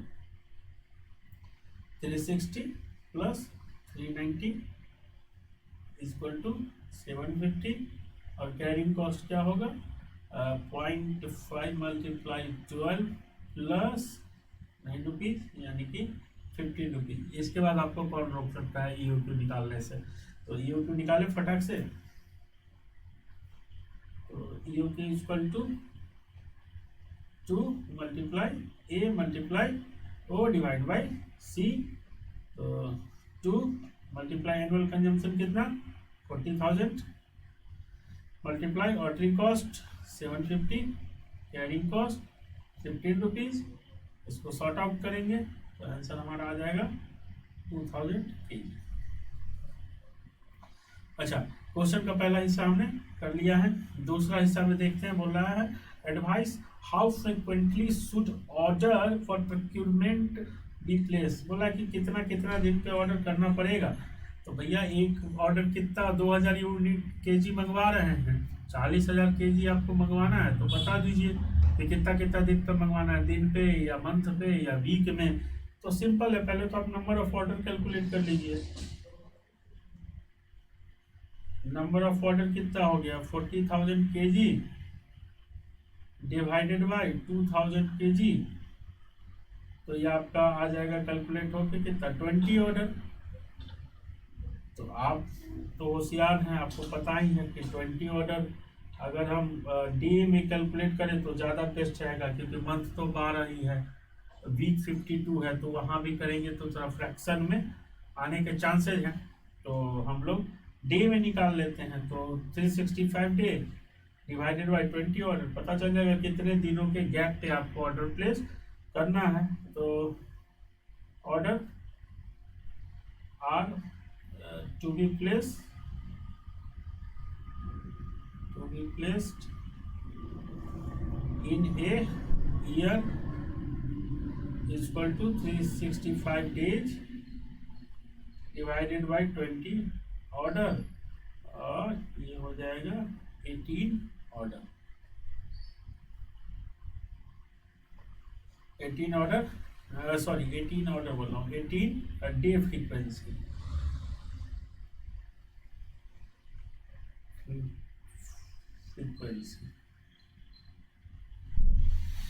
तो ये आपका हो गया क्वेश्चन का सेकंड पार्ट भी खत्म। थर्ड पार्ट में देखते हैं। बोल रहा है कि if the company propose to rationalise placement of order on quarterly basis, what percentage of discount in the price of raw material should be negotiated. थोड़ा डिफरेंट है, हर क्वेश्चन थोड़ा डिफरेंट है। तो देखिए बेसिक क्वेश्चन वही है, लेकिन क्या है कि थोड़ा सा आपका आईक्यू टेस्ट कर रही है। मैं ये नहीं बोलूँगा कि टफ क्वेश्चन है, एकदम आपका आईक्यू टेस्ट कर रही है। बिलीव मी, कॉस्टिंग मुझे दुनिया का सबसे आसान पेपर लगता है। हमारे एक टीचर थे, वो कहते थे कि ये कॉस्ट नहीं, ये कस्ट है, लेकिन मुझे नहीं लगता है कि ये कस्ट है। बिकॉज आप अकाउंट को देखिए, वहाँ पे आपको डेबिट क्रेडिट आइडेंटिफाई करना पड़ता है, एक पर्टिकुलर फॉर्मेट में लिखना पड़ता है। मैं ये नहीं कह रहा हूँ कि वो टफ है, मैं बोला कंपेयर दैट। तो कॉस्टिंग में ऐसा कोई वो नहीं, फॉर्मेट नहीं है कि आपको इस फॉर्मेट के थ्रू जाना है। आपको कुछ पर्टिकुलरली आपको ध्यान में रहना चाहिए कि इस स्टैंडर्ड के अकॉर्डिंग इसका क्या ट्रीटमेंट होगा। यहाँ नॉर्मली अगर आप अपने आईक्यू को भी यूज करें और फॉर्मूला तो आपको याद रहेगा ही, तो आप आसानी से क्वेश्चन को उस समय भी शांत होकर बैठेंगे और कुछ ना कुछ छेड़छाड़ करेंगे तो आप आंसर आराम से निकाल सकते हैं। तो थर्ड पार्ट हमारा क्या है क्वेश्चन का, if company propose to rationalise placement में, तो सिंपली भाषा में बोल रही है कि क्वार्टरली ऑर्डर करें क्या। अगर क्वार्टरली ऑर्डर करेंगे तो हमको जो सेलर है उससे कितना परसेंटेज डिस्काउंट नेगोशिएट करना चाहिए। तो क्वार्टरली ऑर्डर मान लेते हैं, क्वार्टरली ऑर्डर करेंगे तो 40,000 केजी आपकी रिक्वायरमेंट है। क्वार्टरली ऑर्डर करें तो कितना होगा, 10,000 केजी। 10,000 केजी ऑर्डर करेंगे एक बार में, तो आपको क्या ईओक्यू लेवल पे तो कॉस्ट पता है ही कि कैलकुलेट करना पड़ेगा। सॉरी, ईओक्यू लेवल पे तो आपको पता है ही कि कितना यूनिट ऑर्डर प्लेस करना है। तो आप एक बार टोटल कॉस्ट कैलकुलेट कर लीजिए ईओक्यू लेवल पे। क्वार्टरली बेसिस पे ऑर्डर करेंगे तो 10,000 क्वांटिटी ऑर्डर करेंगे हम लोग, 10,000 केजी 4 बार ऑर्डर करेंगे, तो वहाँ पे भी आप टोटल कॉस्ट कैलकुलेट कर लीजिए और दोनों में कंपेयर कीजिए। जितना अमाउंट आपका सेव हो रहा है उतना ही तो आप डिस्काउंट मांग सकते हैं किसी से। मान लीजिए फॉर एग्जांपल, अगर किसी चीज़ को खरीदने में आपको 100 रुपये लग रहे हैं फिलहाल, और आप चेंज कर रहे हैं तो 90 रुपये मान लीजिए आपका आएगा, तो आप डिस्काउंट कितना मांगेंगे, अभी आपको 90 रुपये परचेज करने में लग रहा है और किसी और पॉलिसी में जाए तो 100 रुपये लगेगा, तो 10 रुपये ज़्यादा लग रहा है। अगर किसी पॉलिसी में चले जाते हैं तो 10 रुपये अगर ज़्यादा लग रहा है तब कितना डिस्काउंट मांग सकते हैं, 10 रुपये। अब बोलेंगे क्या, जो कि भाई अभी तो हमको 90 रुपये लग ही रहा है, 100 रुपये तुमको हम क्यों दें। अगर तुम चाहते हो कि हम 4 बार ही ऑर्डर प्लेस करें 10-10 हज़ार क्वांटिटी, क्योंकि अभी कितने क्वांटिटी 2 हज़ार क्वांटिटी है, 20 बार ऑर्डर करेंगे तो अगला बंदा इरिटेट हो रहा है, तो अगला बंदा इरिटेट ना हो भाई, तो उसके लिए डिस्काउंट दो। कितना डिस्काउंट? तो 10, जितना हमको एक्स्ट्रा कॉस्ट लग रहा है उतना ही डिस्काउंट दे दो। तो जितना आपका एक्स्ट्रा कॉस्ट निकल गया है उसका परसेंटेज बना देंगे तो वो हमको डिस्काउंट हो जाएगा। आइए देखते हैं। अगर आपने आंसर नहीं लिखा है तो एक बार मैं स्क्रॉल डाउन ऊपर से कर रहा हूँ, आप एक बार आंसर स्क्रीनशॉट ले लें, या लिखना चाहे तो वीडियो को पॉज करके लिख लें। हम क्योंकि मुझे कुछ हिस्सा यहाँ पे डिलीट करना पड़ेगा थर्ड पार्ट को सॉल्व करने के लिए, तो देख लीजिए।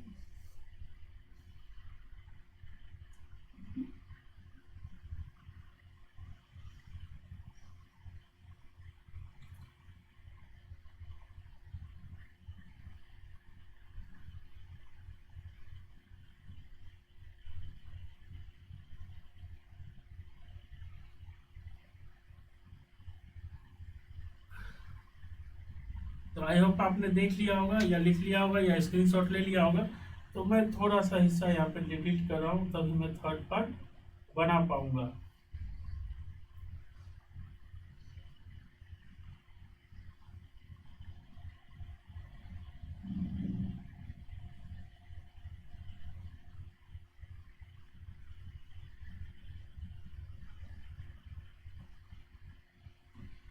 तो सबसे पहले थर्ड पार्ट के लिए हमको क्या करना होगा? थर्ड पार्ट के लिए हमको क्या चाहिए? सबसे पहले हमको दोनों ही सिचुएशन में क्या चाहिए? दोनों ही सिचुएशन में हमको टोटल कॉस्ट चाहिए। तो निकाल लेते हैं टोटल कॉस्ट ईओक्यू बेसिस पे। और देखिए अभी तक डिस्काउंट तो दिया नहीं है, तो परचेज प्राइस कैलकुलेट करने की जरूरत है नहीं, क्योंकि जब डिस्काउंट दिया रहे, अभी हम देखेंगे उस क्वेश्चन को भी, जब डिस्काउंट दिया रहे तभी टोटल कॉस्ट निकालने के टाइम हम लोग को परचेज प्राइस लेना चाहिए। अदरवाइज डिस्काउंट अगर नहीं दिया हुआ है तो परचेज प्राइस लेने की जरूरत नहीं है। तो ईओक्यू लेवल पे टोटल कॉस्ट कैलकुलेट करते हैं। ईओक्यू लेवल टोटल कॉस्ट, हमारा ऑर्डरिंग कॉस्ट कितना हो जाएगा? और कितने ऑर्डर थे? 20 ऑर्डर थे, तो 20 ऑर्डर मल्टीप्लाई 750, तो हमारा 15,000। आप जानते हैं कि ईओक्यू लेवल पे ordering cost and carrying cost equal होता है, तो ये भी निकल के क्या आएगा हमारा 15,000 ही। तो वैसे कैलकुलेट भी कर देता हूँ, नहीं तो आप लोग बोलेंगे नहीं कहीं गलत है, तो सॉरी। तो मल्टीप्लाई 15, तो 15,000 30,000, ये हमारा ईओक्यू लेवल पे टोटल कॉस्ट आ रहा है। अभी उसका परपोज क्या है? आपको उसका परपोज है 10,000 यूनिट, यानी क्वार्टरली बेसिस पे। तो परपोज क्या है? परपोज है 10,000 यूनिट। तो टोटल कॉस्ट क्या होगा? ऑर्डरिंग कॉस्ट क्या होगा बताइए? अभी तो आप लोग ऐसे ही कैलकुलेट कर लिए ले रहे होंगे फटाफट। तो हमारा ऑर्डरिंग कॉस्ट कितना होगा क्वार्टरली, यानी 4 ऑर्डर मल्टीप्लाई 750, तो 3,000 रुपये। और कैरिंग कॉस्ट, हमारा कितना आएगा? एक बार में कितना यूनिट आ रहा है? 10,000 डिवाइड बाई 2 मल्टीप्लाई 15 रुपीज़, तो 75,000। ये आ जाएगा 78,000। लिख लिया आपने यहाँ तक 78,000। तो अभी हमको कितना एक्स्ट्रा कॉस्ट बियर करना पड़ रहा है due to proposed policy?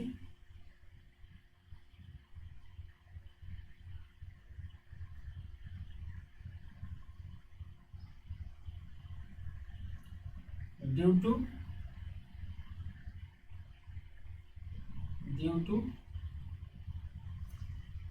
proposed policy, company has to incur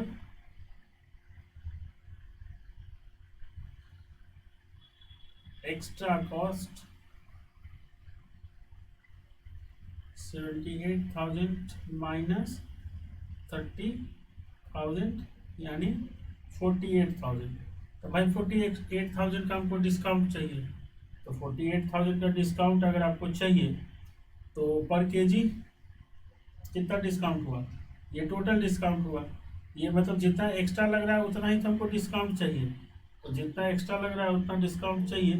तो हमको डिस्काउंट कितना चाहिए पर केजी के हिसाब से, तो 48,000 divided by 40,000 kg is equal to 1.20 पर केजी डिस्काउंट। अब हमारा अभी का एग्जिस्टिंग परचेज प्राइस क्या है, एग्जिस्टिंग परचेज प्राइस हमारा 60 रुपीज। तो नया वाला कितना होगा, डिस्काउंट माइनस करेंगे तो 1.20 पर केजी, सॉरी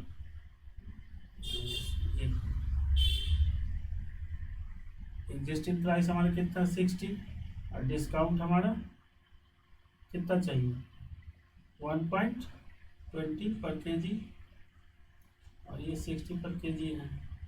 तो परसेंटेज ऑफ डिस्काउंट कितना होगा 1.2 डिवाइड बाय 60 मल्टीप्लाई 100। तो ये 2% डिस्काउंट आप नेगोशिएट कर सकते हैं। आप उसको बोलिए कि भाई हमको 2% डिस्काउंट दो, तब हम तुम्हारा ऑफर एक्सेप्ट करेंगे, क्योंकि 2% डिस्काउंट जब आपको मिलेगा तो उस सिचुएशन में आप 48,000 आपका डिस्काउंट हो जाएगा, तो आपका इक्वल प्राइस हो जाएगा 30,000 इस सिचुएशन में भी, 30,000 उस सिचुएशन में भी। ठीक है, क्लियर है, कोई डाउट? देख लीजिए एक बार, मैंने जो कैलकुलेट किया है सबसे पहले ईओक्यू कैलकुलेट किया है, सॉरी ईओक्यू लेवल पे टोटल कॉस्ट कैलकुलेट किया है, फिर जो कंपनी को प्रपोजल मिला उस लेवल पे टोटल कॉस्ट कैलकुलेट किया है। जितना एक्स्ट्रा कॉस्ट हमको बियर करना पड़ रहा है 48,000, उतना ही हमको डिस्काउंट चाहिए। तो 48,000 टोटल पे 40,000 केजी पे, तो पर केजी डिस्काउंट कितना होगा, तो 1.2 रुपीज़ पर केजी।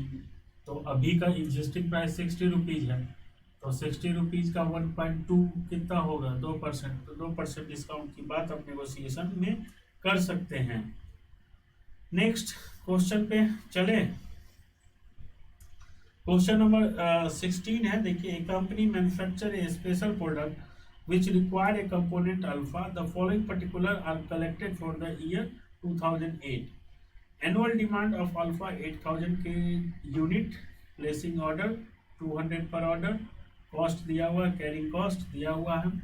यहाँ बोल रहा है कि company has been offered a quantity discount 4% on of the purchase of alpha provided the order size 4,000 component at a time. Calculate EOQ and advise where the quantity discount offer can be accepted। जो बात कर रहे थे हम लोग, अब वो concept हमारा आ चुका है।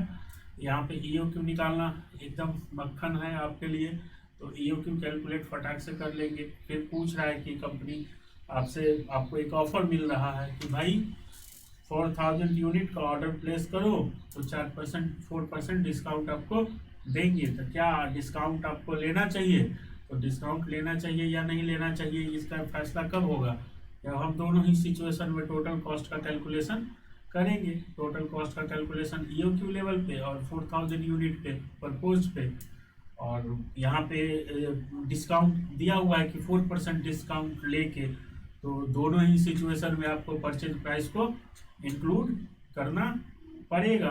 दोनों ही सिचुएशन में परचेज प्राइस को इंक्लूड करके टोटल कॉस्ट कैलकुलेट करना पड़ेगा। जब दोनों टोटल कॉस्ट कैलकुलेट कर लेंगे डिस्काउंट लगा के, तो फिर आप वहाँ पे चेक कीजिए कि क्या आपका ईओक्यू लेवल बेनिफिशियल है या आपको डिस्काउंट ले लेना चाहिए। तो आइए दोस्तों, सबसे पहले हम लोग ईओक्यू कैलकुलेट करते हैं।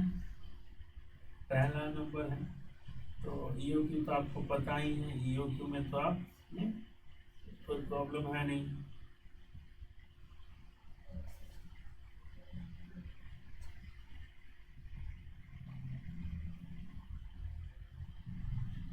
तो ईओक्यू तो फटाक से हमारा निकल गया।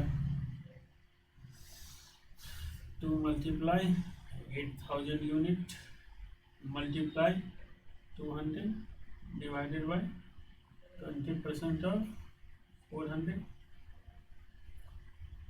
इसको सॉर्ट आउट करेंगे तो 200 यूनिट हमारा कैलकुलेट होके आएगा। तो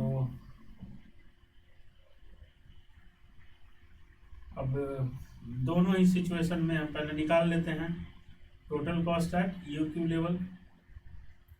total cost eight EOQ level,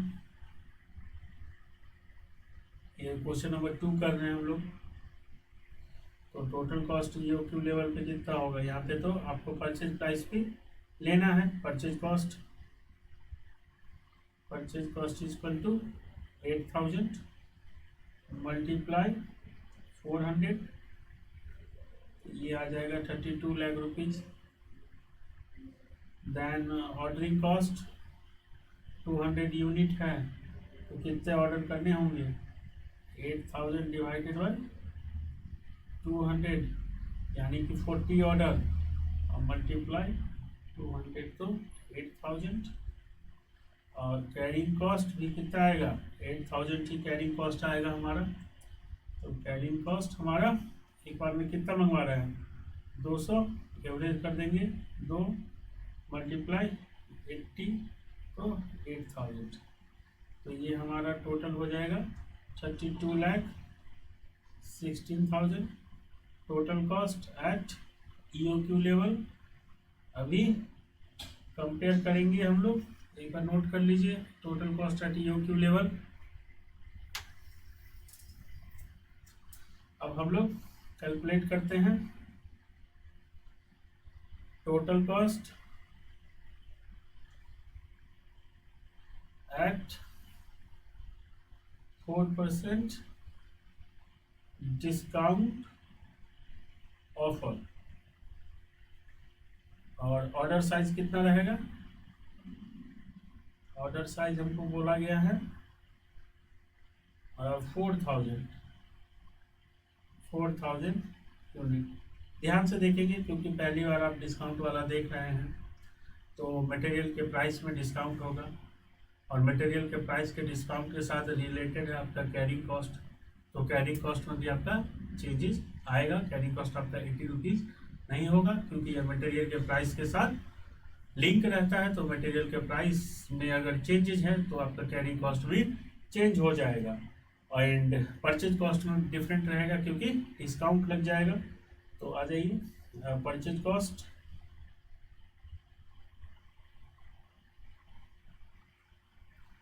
$400 minus 4%, तो ये आपका 384 हो जाएगा,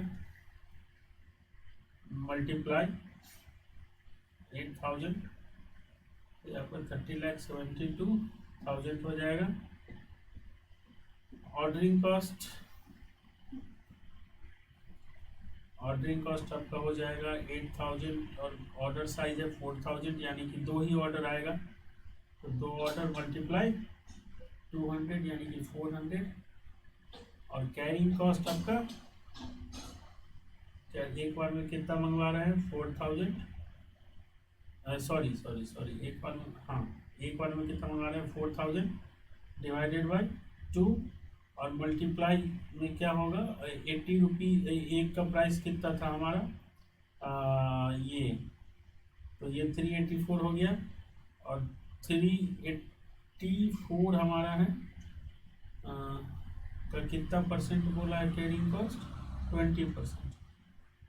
384 का 20%। तो ध्यान देंगे यहाँ पे हमारा जो कैरिंग कॉस्ट था वो था हमारा 20% ऑफ परचेज प्राइस। तो यहाँ पे 80 रुपीज़ कैलकुलेट होके आया था। अभी हमारा डिस्काउंट है, तो डिस्काउंट में 400 रुपये में से 4% माइनस हो गया, तो 384 मटेरियल का प्राइस हो गया। तो उसी के अकॉर्डिंग हमारा कैरिंग कॉस्ट भी चेंज हो जाएगा। तो ये निकल के आएगा 76.80। तो इसको सॉर्ट आउट करेंगे तो 2000 मल्टीप्लाई 76.80 153,670, तो आपका टोटल कॉस्ट आएगा 32,36,000। तो देखिए ये सिचुएशन है जहाँ पे अगर हम उसके ऑफर को एक्सेप्ट कर लेते 4% वाले को एक्सेप्ट करेंगे तब भी हमको लॉस ही होगा, क्योंकि डिस्काउंट मिलने के बाद भी हमारा एक्स्ट्रा कॉस्ट आ रहा है 10,000 के अप्रॉक्स। तो डिस्काउंट को हम लोग एक्सेप्ट नहीं करेंगे। फिर loss in case of discount कितना, तो 10,000 322,6 22,6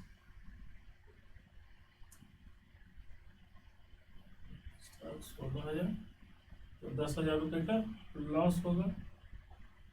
तो इस सिचुएशन में हम रिजेक्ट कर देंगे प्रपोजल को कि भाई हमको डिस्काउंट नहीं चाहिए, क्योंकि डिस्काउंट के बाद भी हमको 10,000 रुपये का लॉस हो रहा है। इससे ज़्यादा डिस्काउंट दोगे तो सोचेंगे अभी 4% दे रहे हो, 5% दो, 6% दो, 10%, 10,000 है। तो वही बात है कि जितना का लॉस हो रहा है कम से कम उतना भी सेटलमेंट करेगा तभी तो हम मानेंगे। तो कम से कम 5% डिस्काउंट दो तो सोचा जाएगा। इस पे तो बात बनने से रहा। ठीक है, आई होप आपको समझ में आ गया होगा। हम देखिए एक ही क्लास में, पहली क्लास में मैंने सभी तरह के क्वेश्चन कवर किए हैं जिससे आपके कंसेप्ट में क्लैरिटी आए। सबसे पहले हमने स्टार्ट किया था basic EOQ, direct information formula implementation, answer आ गया ईओक्यू का।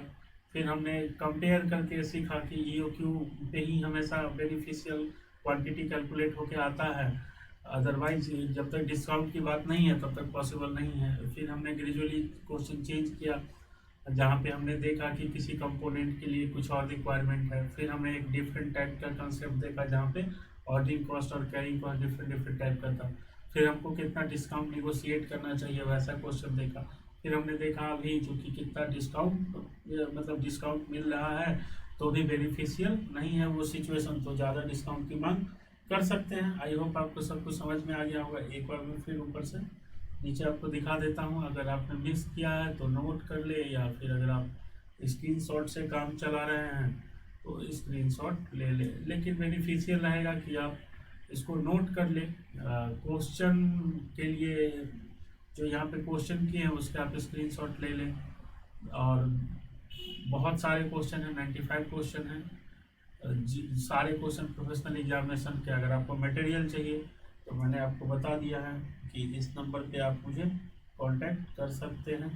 ये मेरा नंबर है जहाँ पे एक बार आप कांटेक्ट करेंगे तो मेरी टीम है वो आपसे संपर्क में आ जाएगी और आपका प्रॉब्लम का सॉल्यूशन दिलाएगी। अगर आपको कोई डाउट है इन क्वेश्चन सब से रिलेटेड या किसी भी क्वेश्चन से रिलेटेड अगर आपको डाउट है तो आप क्वेश्चन शेयर कीजिए मेरे साथ। मैं आपको कोशिश करूंगा कि आपके जो प्रॉब्लम है उसको सॉर्ट आउट किया जाए। वैसे यहाँ पे जो क्वेश्चन है आपके कंसेप्ट के लिए सफिशिएंट है। 46 क्वेश्चन नंबर देखिए, इसमें बोल रहा है कि अनलिमिटेड प्रोड्यूस करती है product which has weekly demand. यहाँ पे वीकली की, अभी तक हमने मंथली देखा था, अब वीकली, क्वार्टरली देखा, मंथली देखा, वीकली आ गया। तो वीकली 52 वीक होते हैं ईयर में, आपको पता है ही। ये सब छोटी छोटी बातें क्या बताऊँ मैं आपको। The product require 5 kg of material for every finish unit. तो सिंपल है, बता दिया 2500 यूनिट वीक में, तो एनुअली निकाल लीजिए। और एक यूनिट के लिए 5 kg मटेरियल लगता है। Material is purchase 104 per unit, 104 रुपये में मटेरियल मिलता है। ऑर्डरिंग कॉस्ट 200 पर ऑर्डर है and the carrying cost 10% per annum है।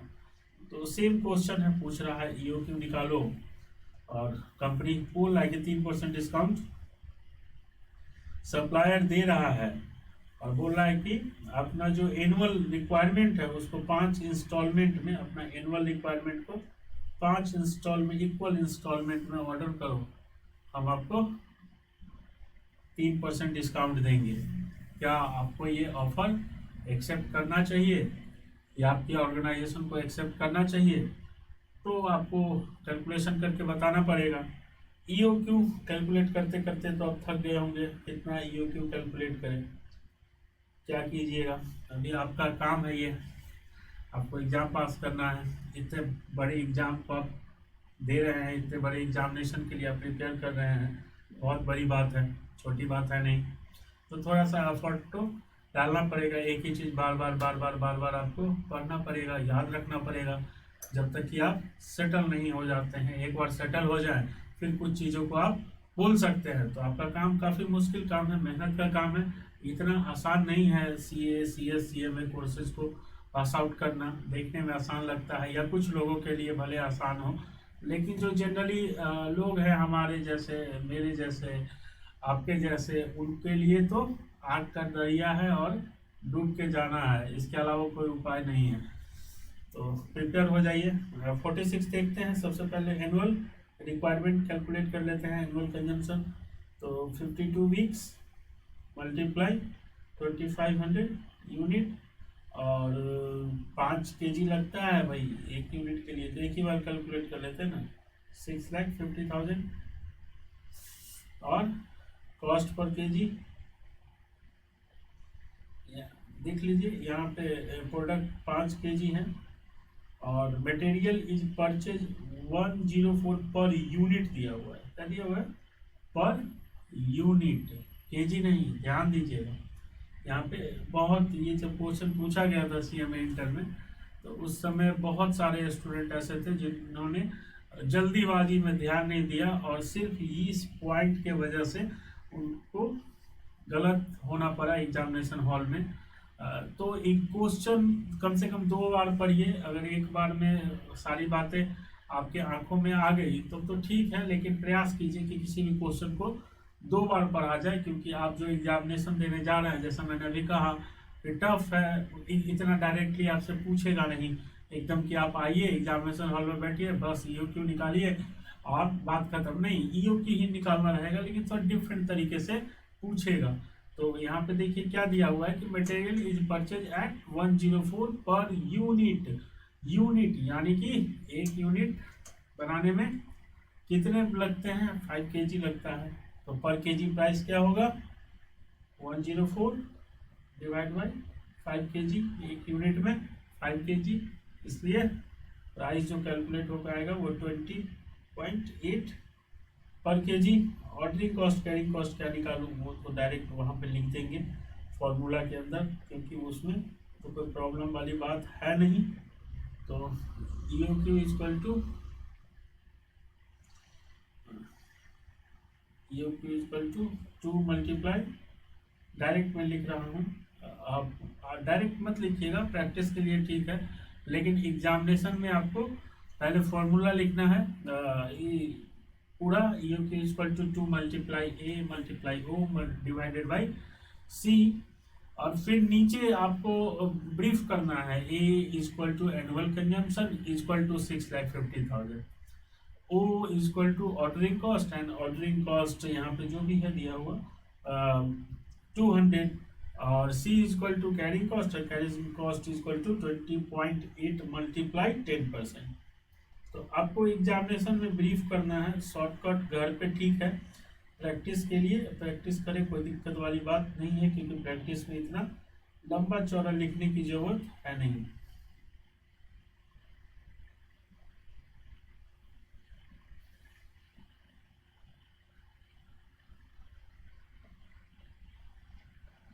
ये आपका EOQ लेवल निकल के आ गया। अब कंपनी क्या पूछ रही है? 3% डिस्काउंट लोगे, लेकिन 5 इक्वल इंस्टॉलमेंट में ऑर्डर करना पड़ेगा।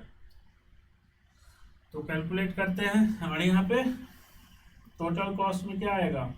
परचेज प्राइस मैंडेटरी, भूलिएगा मत, डिस्काउंट नहीं है, कोई दिक्कत नहीं है। ऑर्डरिंग कॉस्ट, कैरिंग कॉस्ट को ऐड कीजिए, कंपेयर कर लीजिए, लेकिन जहाँ जहाँ पे भी डिस्काउंट की बात करें पहले, ये नहीं जैसे उस क्वेश्चन में पूछा था कि कितना डिस्काउंट निगोशिएट करना चाहिए, तो उस सिचुएशन में नहीं।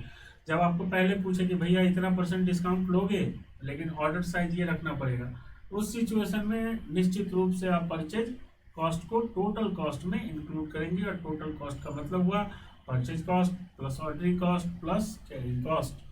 तो at EOQ level total cost calculate करना है हम लोग। Total cost at EOQ level, तो purchase price, purchase cost equal to हो जाएगा अपना 650 मल्टीप्लाई 20.8, ये आपका आ जाएगा 1352 time 0। Ordering cost, ordering cost यहाँ पे क्या होगा, 80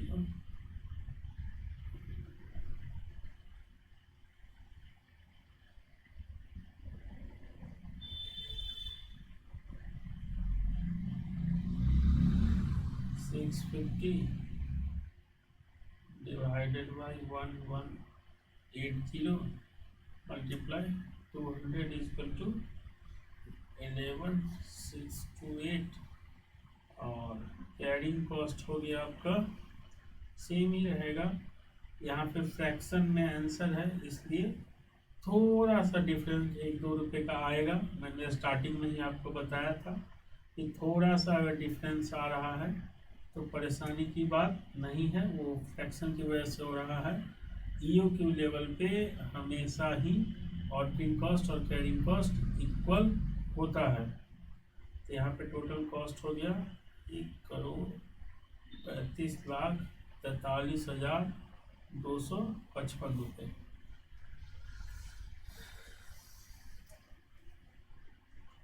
तो यहाँ पे देखिए थोड़ा सा डिफरेंस आएगा 1-2 रुपये का, उसको इग्नोर कीजिएगा।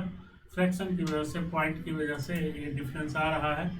नॉर्मली, ये नॉर्मली क्या 100% आपको ईओक्यू लेवल पे ऑर्डरिंग कॉस्ट और कैरिंग कॉस्ट इक्वल होगा।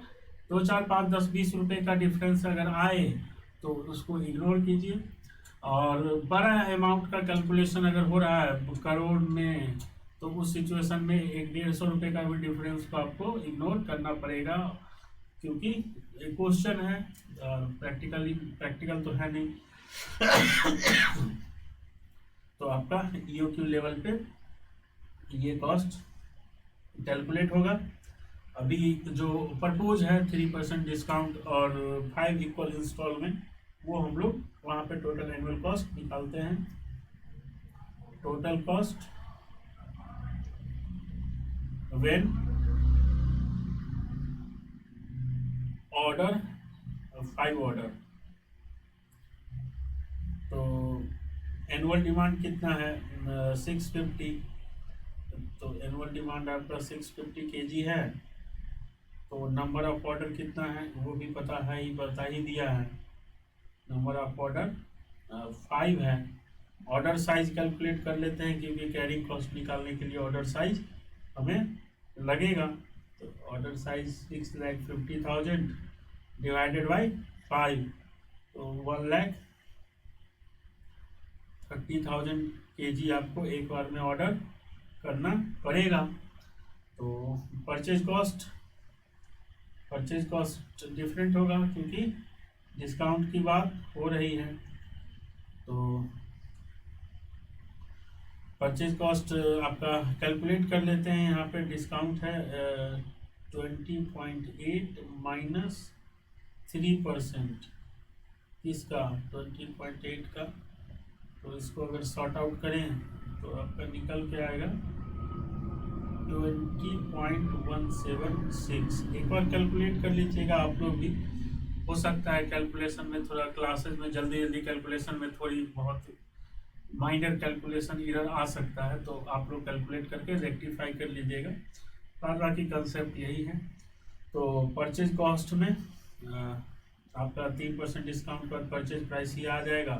तो परचेज कॉस्ट हो जाएगा 650 मल्टीप्लाई 20.176।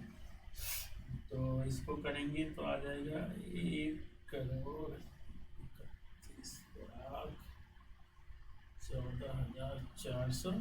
ऑर्डरिंग कॉस्ट क्या हो जाएगा, 5 ऑर्डर है, तो ऑर्डरिंग कॉस्ट में तो कोई झमेला है ही नहीं। तो ऑर्डरिंग कॉस्ट हमारा 5 में 200, यानी कि 1,000 रुपये का। और कैरिंग कॉस्ट में अमाउंट चेंज होगा, क्योंकि कैरिंग कॉस्ट किससे लिंक है, तो कैरिंग कॉस्ट लिंक है अपना मटेरियल के प्राइस से, इस वजह से उसमें थोड़े बहुत चेंजेज आएंगे। 20.176 का 10%, मैं यहाँ पे डिटेल में लिख दिया है। और इसको कैलकुलेट अगर करें हम तो 65 मल्टीप्लाई -10%, 144 टोटल करें तो टोटल कॉस्ट आ गया आपका 1,25,46,544।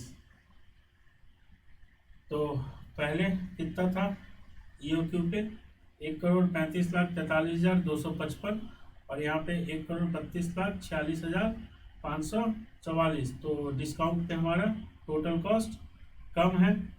तो कंपनी को क्या करना चाहिए?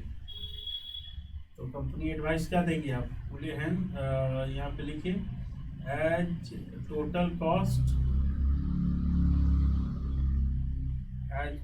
Cost is reducing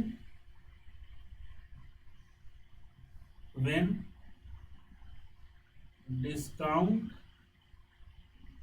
is availed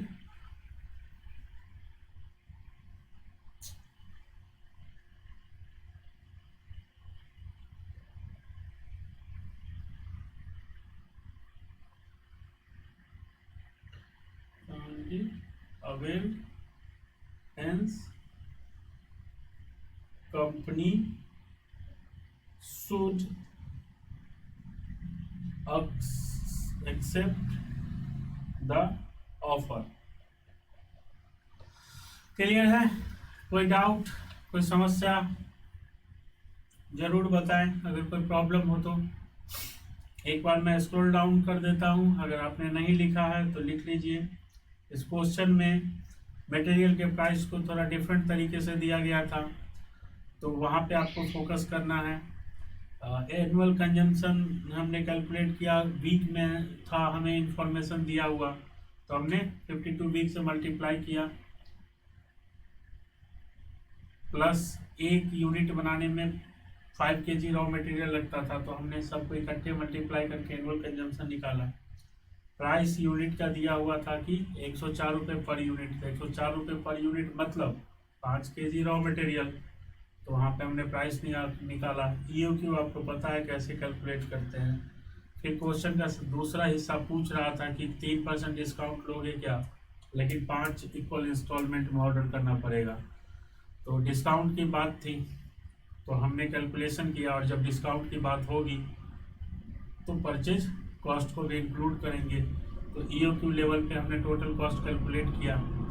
EOQ level पे हमने टोटल कॉस्ट कैलकुलेट किया जो कि हमारा 1,35,43,255 आया।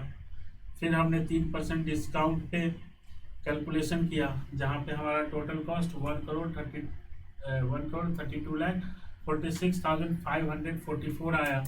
तो दोनों में देखिए 1,35 और यहाँ 1,32, तो काफ़ी ज़्यादा सेविंग हो रही है डिस्काउंट की वजह से।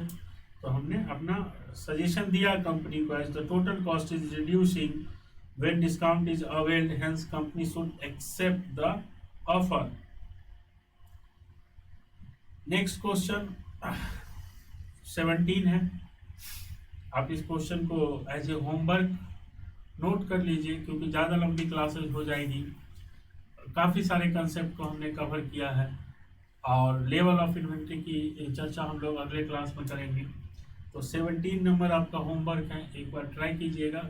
17 नंबर क्वेश्चन हम लोग अगले क्लास की स्टार्टिंग में करेंगे। तो आप वहाँ पे जो सॉल्व किया है तो आपका जज हो जाएगा कि आपने सही किया है या गलत किया है, लेकिन मेरे आइडिया से आप सही ही करेंगे कि इस क्वेश्चन में कुछ भी ऐसा है नहीं। तो 17 आपका होमवर्क रहा, और क्वेश्चन नंबर 18 भी आपका होमवर्क रहा। यहाँ पे भी कुछ एक्स्ट्रा नहीं है, तो इसको भी ट्राई कीजिएगा। क्वेश्चन नंबर 17, 18 बाद में कि ये सब क्वेश्चन जो है हम लोग अगले क्लास के स्टार्टिंग में वैसे करेंगे। तो तो वहाँ मैच कर सकते हैं। कोई डाउट हो ज़रूर पूछिएगा।